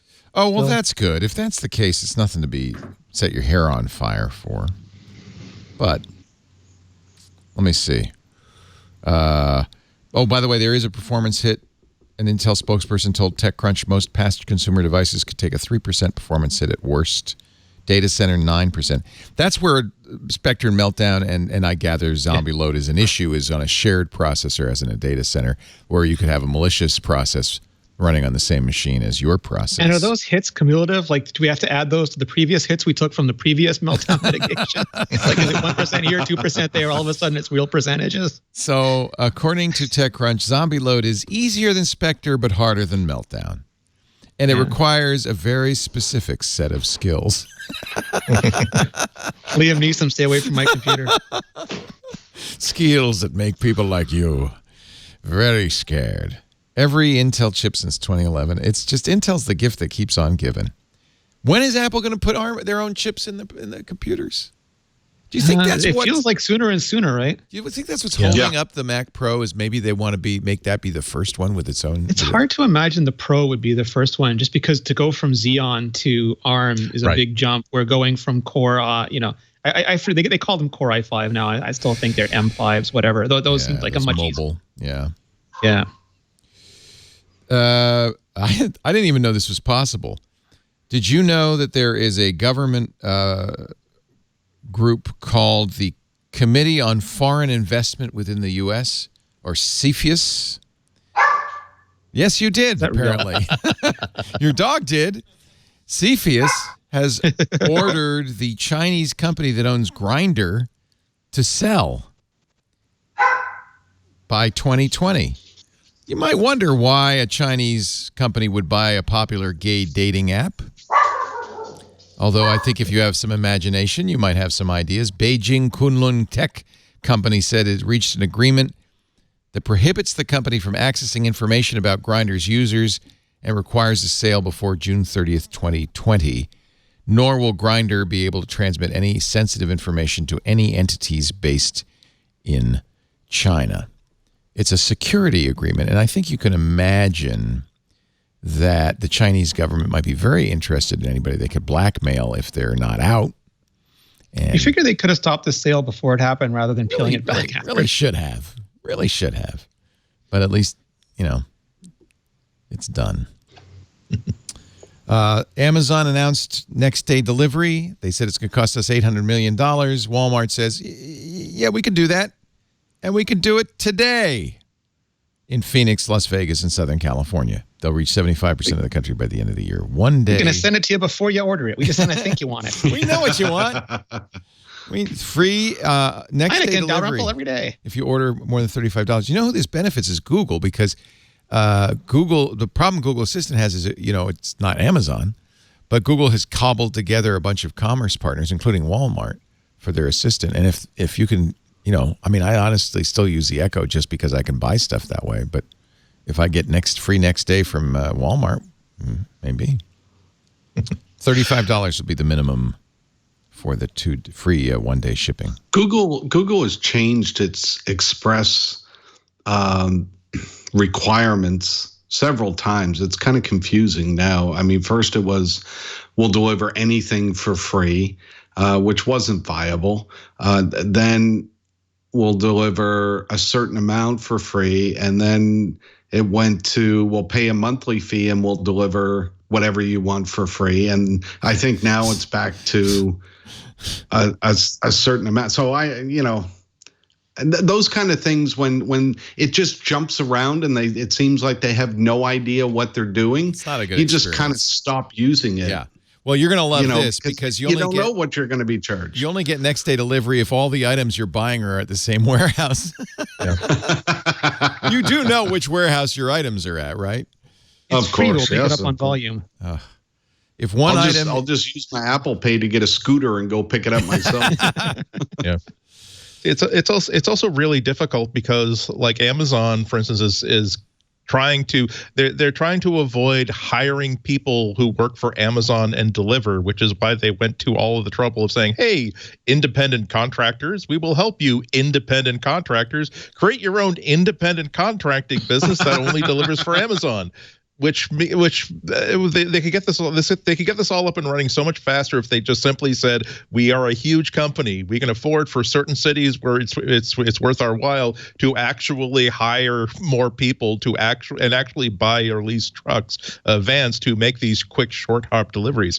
But if they keep relying on sort of an Uber task force that are probably within the next 2 or 3 years going to start to fight to unionize or start to, depending on the mood of the federal government or state governments, start to get limitations on how much you can treat a full-time employee as though they don't work for you, it's just not going to work out. It's also amazing because they say one day shipping, but it's not. It's like one day delivery once it ships. And I was watching a YouTuber try it out, and he ordered like 5 things. It might have been John Prosser. I don't want to get that wrong, and like 3 of them took 4 days, and 2 of them still haven't arrived because they just haven't shipped yet. So the delivery doesn't really matter. It's not really one day, then, is it? It's one day once they ship, Leo. Oh, yeah. It kind of makes you think about how big the Google at I/O last week expanded the feature of a Google Assistant to actually interact with real world, like, people and real world websites as well. If you were to ask Alyosha or ask your Google Assistant, like, I just need this as soon as possible, ideally tomorrow, will your assistant then be able to navigate multiple websites to look for local stores that actually have it in stock where you can pick it up today, or local stores that will actually do next day delivery for you? And then doesn't matter whether it came from Amazon, whether it came from Walmart, whether it came from Best Buy, at least you know that within an hour you can have this thing. Yeah. So God, Google can abstract them the way they abstracted Google. Yeah. I wish they would do that. That's the problem with these assistants. They're just not very bright. If they would only, I want to see that Google robot assistant get on and deal with press 1 if you want this, or press 2. I want to see how it navigates that. Yeah. I think within 3 days, until they cry. no, within 3 days it would learn the operator. Yeah. trick. Operator is not a menu option. Please try again. Operator. I want to see that Google Assistant get mad and slam the phone down. So a couple of Adobe stories. First of all, the good news. There's good news and the bad news. What do you want? Good news or bad news? Here's the good news. Bad news first. Bad news first? All right. I'll give you the bad news first. Adobe has sent out a warning to users of the older versions of Creative Clouds, including Photoshop, Premiere Pro, and Lightroom, saying you could be sued if you continue to use these, which is a little confusing. It's apparently not being sued by Adobe. A little legwork from Apple Insider came up with the well, here's what Adobe's statement to Apple Insider was. Adobe recently discontinued certain older versions of Creative Cloud applications. Customers using those versions have been notified they're no longer licensed to use them and were provided guidance on how to upgrade to the latest authorized versions. Unfortunately, customers who continue to use or deploy older, unauthorized versions of Creative Cloud may face potential claims of infringement by third parties. Ooh.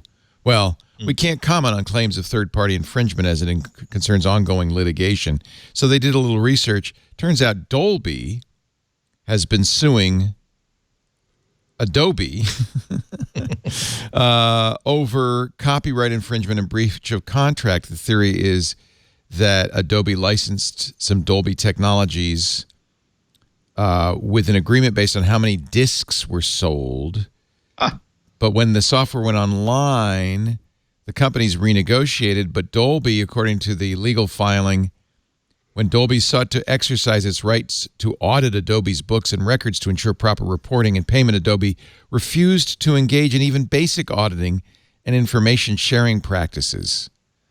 Apparently, Dolby says, and this is in the lawsuit, Adobe determined that it was better to spend years withholding this information from Dolby than to allow Dolby to understand the full scope of Adobe's contractual breaches.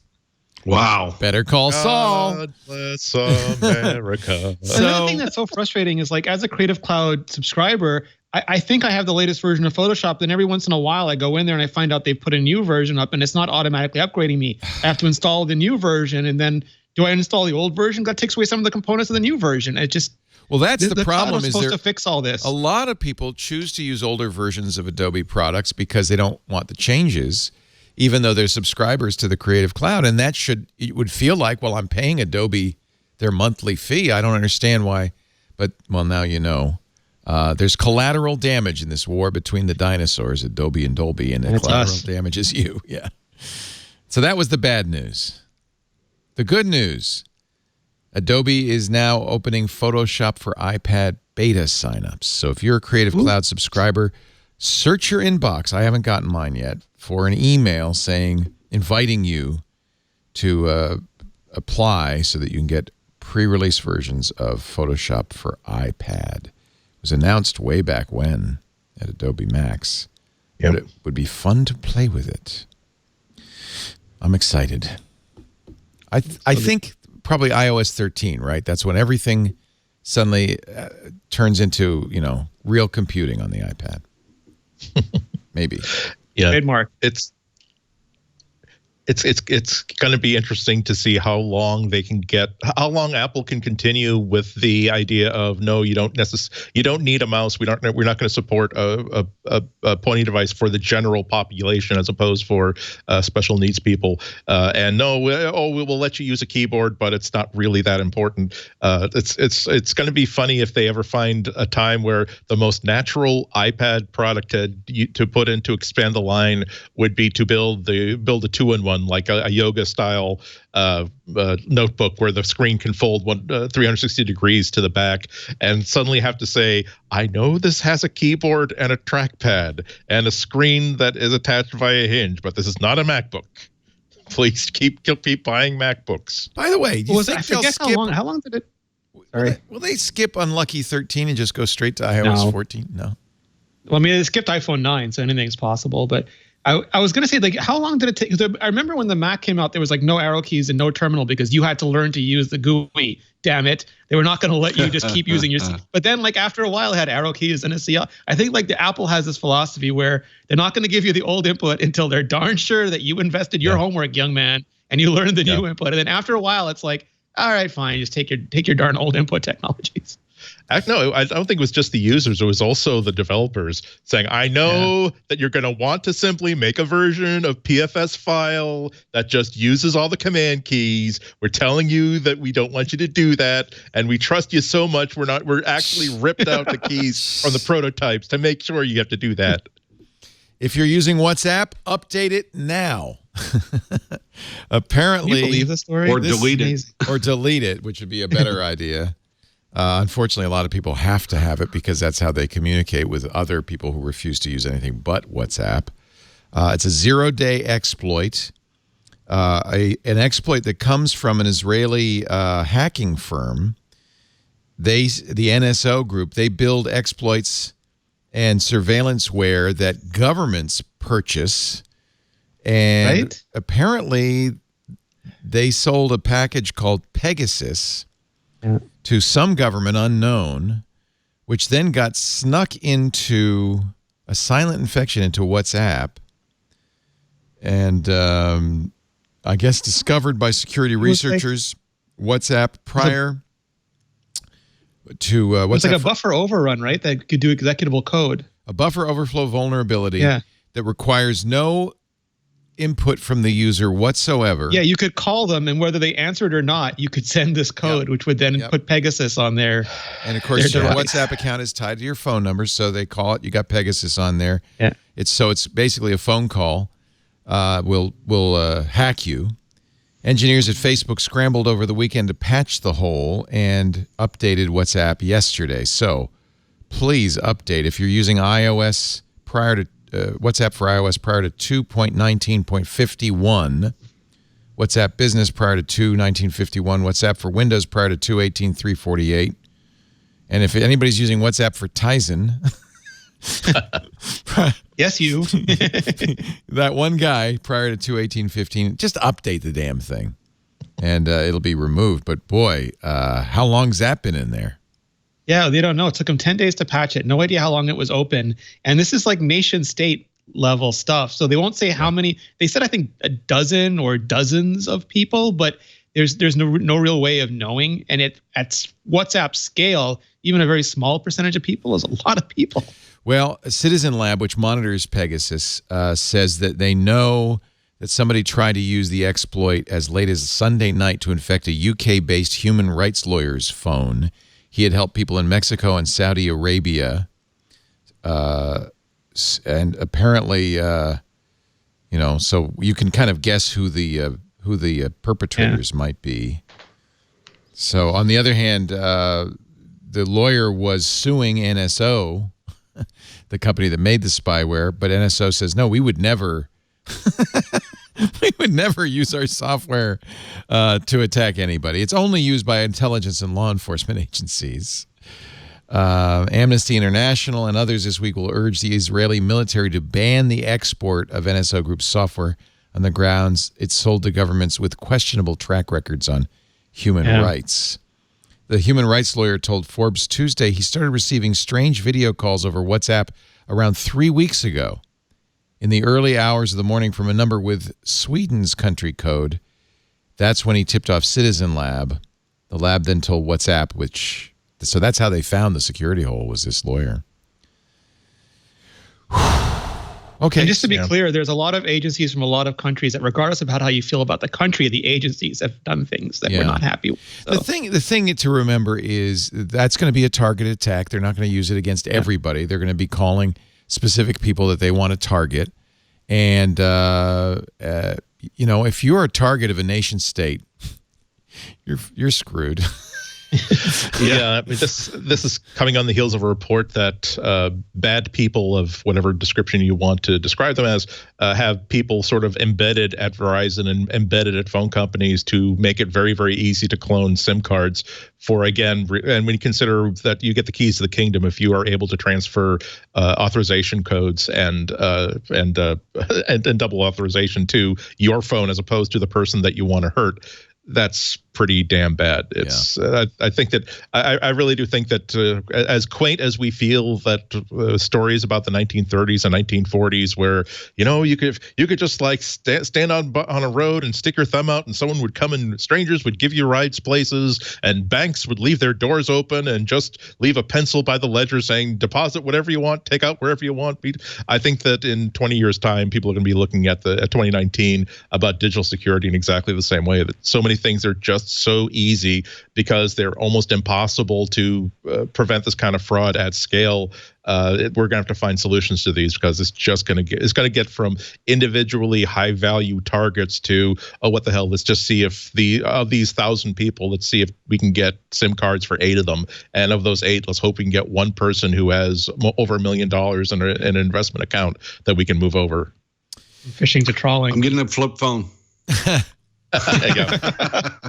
And then Maybe in Canada you can leave your phone unlocked, but not over here. And then there's the California Consumer Privacy Act, which goes into effect January 1st. It will be the strongest U.S. privacy law of them all. NBC News says the rest of the country is watching closely. No other state has attempted such an ambitious privacy law, nor has, of course, Congress. But the California Attorney General, who is responsible for implementing the law, is a little afraid. He says he may not have enough staff to carry out the job. The law could collapse under its own weight. He's worried that the law bites off more than his department can chew. So this should be fun.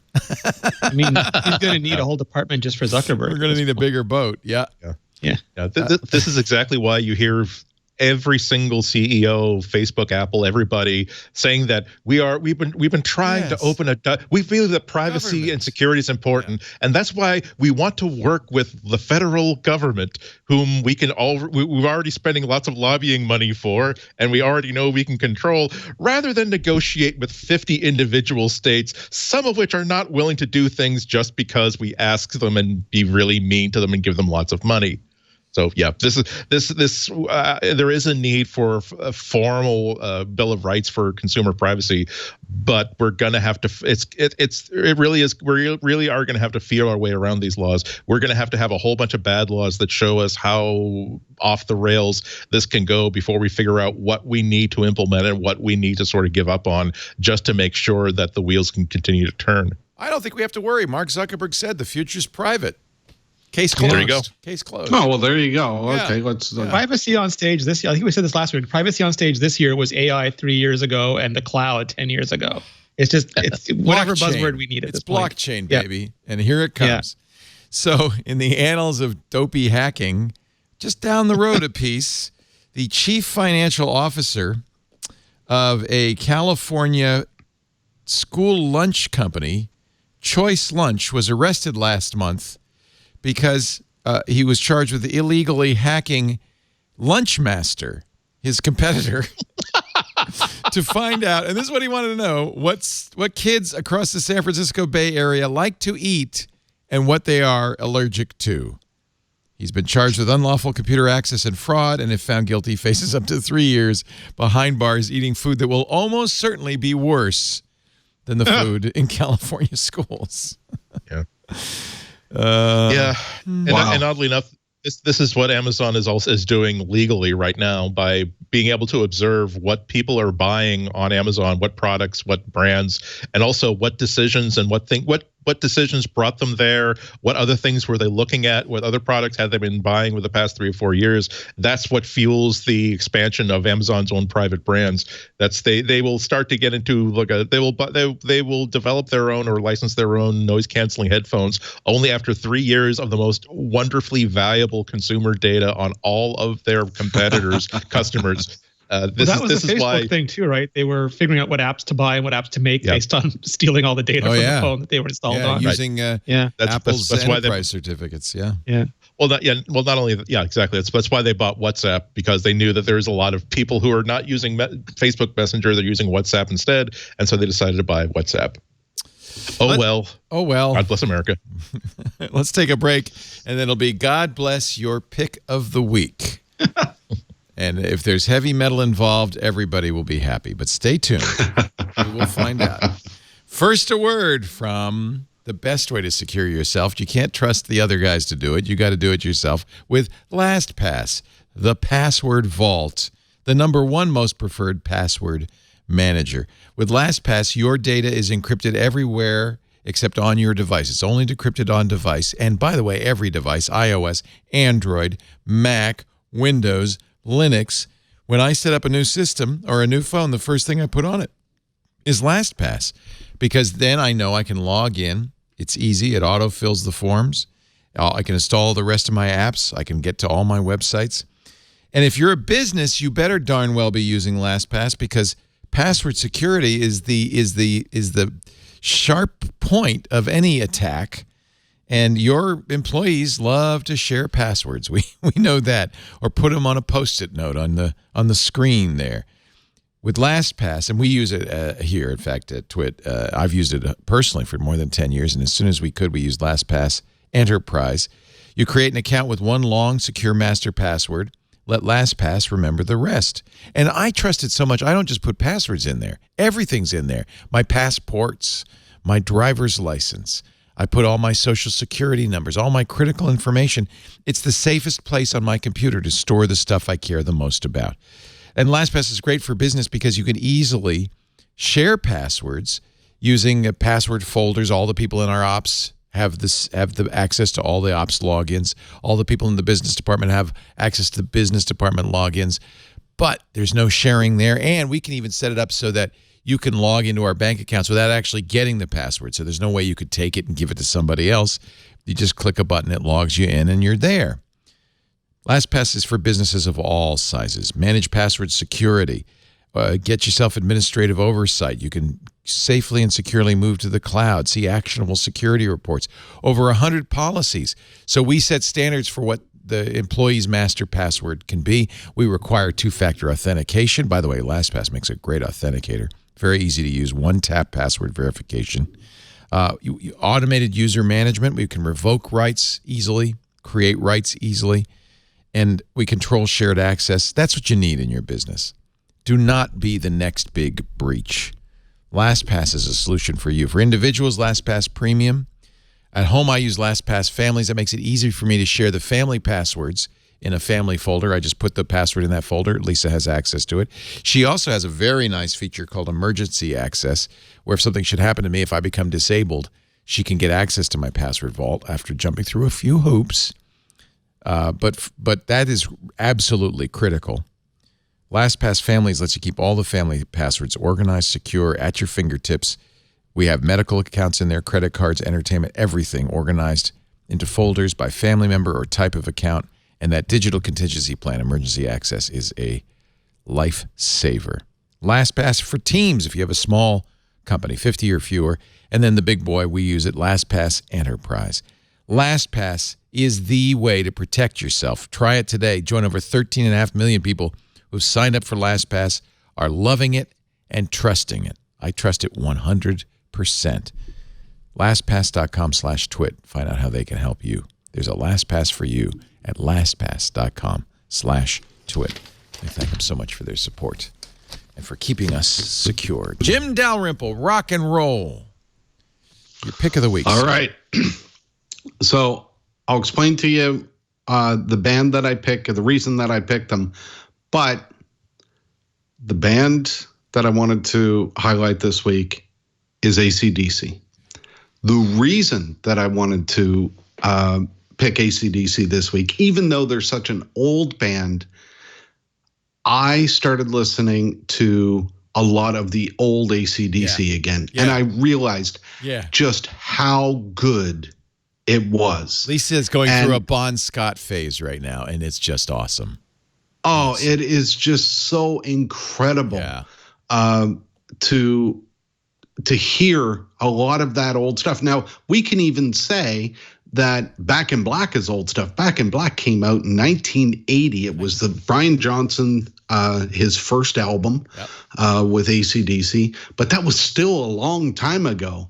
So when you start listening to the old Bon Scott days, you know, from the mid 70s up to 1980, the music is just so incredible that I know that a lot of people listening know who AC/DC is, and they say, oh, yeah, go back and listen.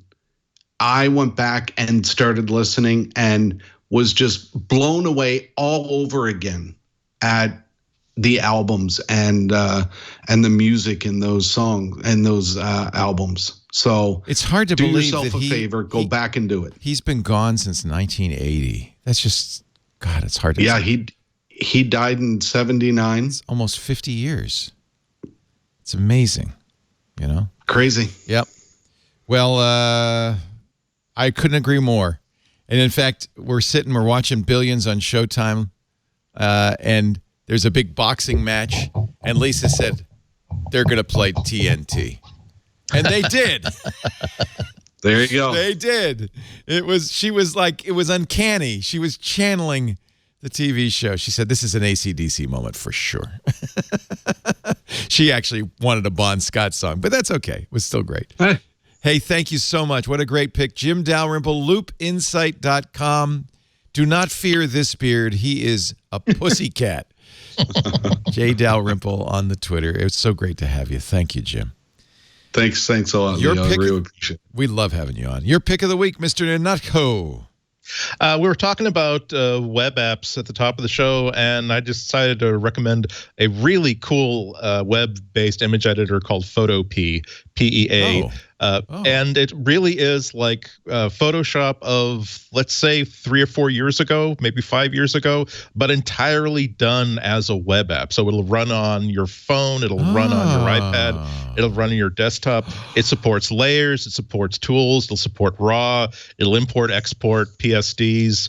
It's really, and will also work with the Apple Pencil.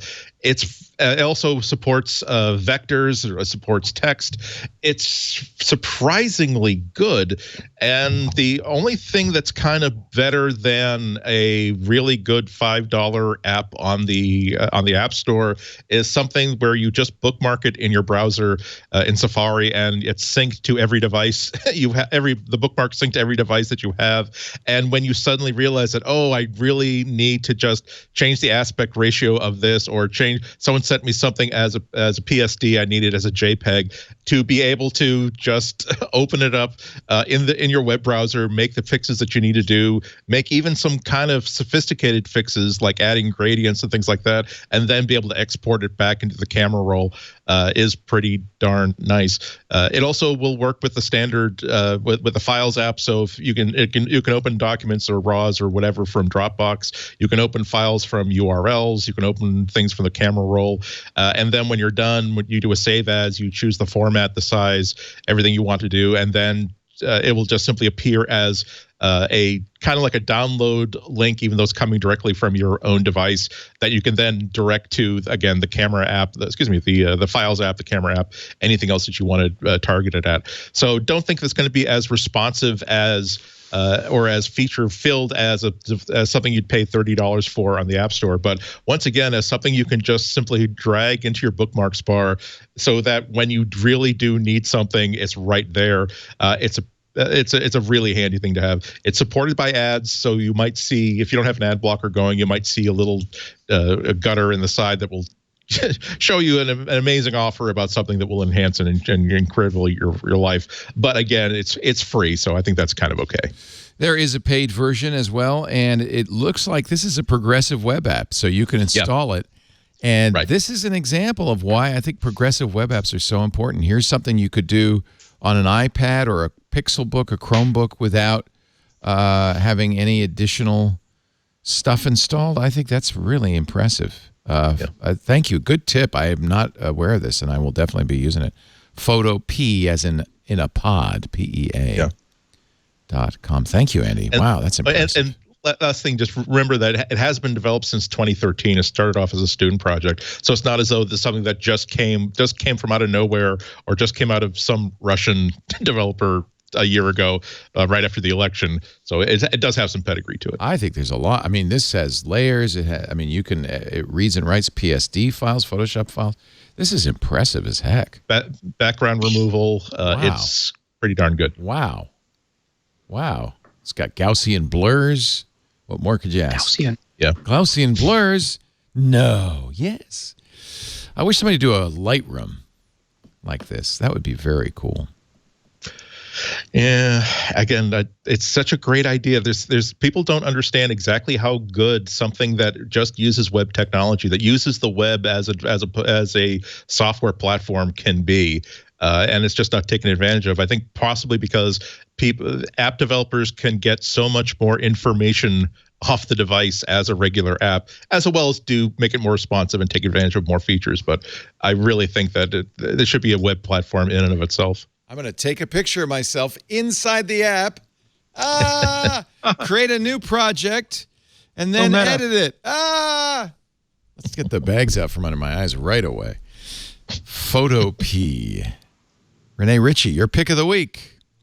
So I'm going to make up for the lack of Alex by trying to pick something as close to a couple Alexes as possible. Nice. Just so he's with us in spirit still. So I haven't owned a robot. I always love these little home robots, and I haven't owned a Roomba in many, many years. I was waiting for HomeKit support because I just want to say, yo, Jimbo, go and clean this and that. But it does support Alexa, does support Google Assistant, does not support HomeKit yet. But if you are brilliant like Federico Viticci, you can put up a web page that tells you how to use if this, then that to create Siri shortcuts that control it. So where there is a will and a Federico, there is a way. But this is basically what I've been looking for a while, because I've had the old Roombas and you'd run it and then it would stop and you'd have to clean it out. But this is like the mother of all Roombas. This is like the Hulkbuster armor of Roombas. This is the Roomba that Roombas go to. So it basically does everything that a Roomba does, but it then docks with this tower that then offloads the local amount of dirt and dust and debris into a vast tower of dirt and dust and debris, meaning that the human only really has to intervene every several weeks instead of every time you use it. And it sounds like this is like the height of laziness. Yeah, it sounds like it's the height of laziness, and it's like, oh, you're not even vacuuming, you can't even bother to empty the vacuum. But once you don't have to vacuum, you sort of don't want to have to empty the vacuum, and this will let you go several weeks. You can also target specific rooms. It's very good for different surfaces. And I have the studio floor now where it's all hardwoods, and it gets, I don't know where the dust comes from. I think there must be just dust, spontaneously erupting all over the place. But my goal is just to let this thing run and then as little as possible maintain it and see if I really have a robotic future. $1,000. Yeah, again, it's a double Alex Lindsay of Roombas. Wow. But wow. But I agree with you, Rene. There's the demographic of people like me who doesn't want to vacuum, also doesn't want to have to empty out the dustpan. If I can just throw $1,000 at the problem, where I can just, and anytime someone complains about my dirty house, like say, oh, that darn Roomba.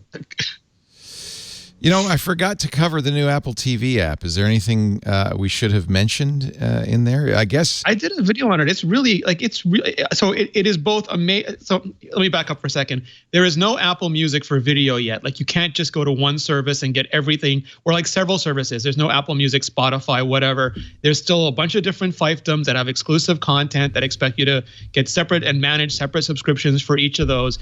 And nobody, including Apple, can change that. So what Apple's doing is kind of creating a unified view where even though there are all these services in the background, they will give you this presentation layer that not just links to different apps, but actually plays the content within the TV app. There are some holdouts like Netflix who don't want anything to do with this, but in the US, at least, you have HBO involved in this. You have several others. It varies a lot by region because, like in Canada, the CRTC offers minimal protection. So Bell and Rogers locked up the rights to everything very quickly. But in some places, there's going to be a bunch of different apps that you can get free trials of with one click, subscribe to. All that stuff will show up for you in like the What's Up Next column. It'll have editor recommendations, machine learned recommendations, and this really nice new interface where you don't have to browse, click in, click out, browse, but just go in, swipe across, play trailers inside the little thumbnails. It doesn't fix the problem because nobody can fix the problem of actually making one service with almost every amount of video content. But I think it comes really close to solving a lot of the user-facing problems of just managing all of this. These different fiefdoms. So you now have homework, boys and girls. Go and download, update all of your devices. There's a new iOS. There's new WatchOS. There's new TV OS updates. New Pride 2019 face in WatchOS. Oh, yeah, really nice. Yep. Yeah. We're going to be a new band, hopefully. Yeah, I think, well, they have a Pride band from last year. Are they going to do a new one? They did one 2 years ago, another one last year, and yeah. No, but isn't it annual? Didn't they have a different one last year? Oh, okay. I think so. And Apple internal got a band with a little Pride thing on it when they finished their fitness challenge, which I'm lusting after. Yeah. Complete your collection. Collect all 800 bands. Yes. So your homework is download and update all the stuff, including macOS. That's an important one. Yeah. And then go to imore.com and read up on the new Apple TV app. Renee's got a video and images, all you'd ever want to know about the Apple TV app. The problem is they tell me stuff, Leo, and then I feel like I have to explain all of it, and then it's never ending. It gets like to be a very long. But you know what? It's the good news about it. Everything is in here. The only article you need to read. You can even the small confusing part is like if you already subscribe to HBO or you get it through your provider or HBO Now, it works differently than if you subscribe to HBO within the TV app, which then gives you full integration, lets you download episodes and do all these extra things because the world is still confusing and awful. But it's slowly getting better. Sigh. It's not Apple's fault, that's for sure. It's all these silos that we have to live with. They don't want to be the music industry, and they don't care about us too much. Rene Ritchie is at imore.com. Vector is at imore.com/Vector. You must live there from now on. There he is. Good-looking fella. Please, we'll come back again and see you next week. But in the meantime, Vector will be there for you. Thank you, Rene. Andy Ihnatko, Boston Public Radio, WGBH. When are you going to be on? Monday at 11:30. At WGBH in Boston, WGBHnews.org. You might want to tune in early because John Waters is going to be in studio a half hour beforehand, which means that I'm going to be there 45 minutes beforehand going, Mr. Waters, I just want you to know that Serial Mom is one of my favorite episodes. And I might be a little flushed when I'm actually on after meeting. Nice. And I might have grown a little pencil mustache just in honor of the man. Have fun. And, of course, Jim Dalrymple, loopinsight.com. Go tend to the dog and the wood chipper. Not in that order. Sorry about that. No. Oh, it's worth it. Anything to have you on. Thank you so much for being here. Thank you all for watching. We do MacBreak Weekly Tuesdays, 11 a.m. Pacific. That'd be about 2 p.m. Eastern Time, 1700 UTC. You can watch or listen live at twit.tv/live. If you do that, chat with us, too. All the other live viewers are in the chat room at irc.twit.tv. You can also get on-demand versions of everything we do here. Just go to twit.tv, in this case, twit.tv/mbw, and download a copy or subscribe. There's buttons there, but you can also subscribe in any podcast application. Search for MacBreak Weekly. I hope Lori Gill is having a wonderful time with her mom today in Disneyland. Oh, so good. I saw the Instagrams. Is she going to the Star Wars? Because Star Wars, it's not open yet. It's open in May. No. Later. Yeah, she's avoiding the rush. Yeah, we wanted to go, but it's apparently booked for the next 5 years. So anyway, have fun, Lori. We'll see you next week. And thank you all for joining us. We'll see you next time. But now it's time to get back to work because break time is over. Bye-bye.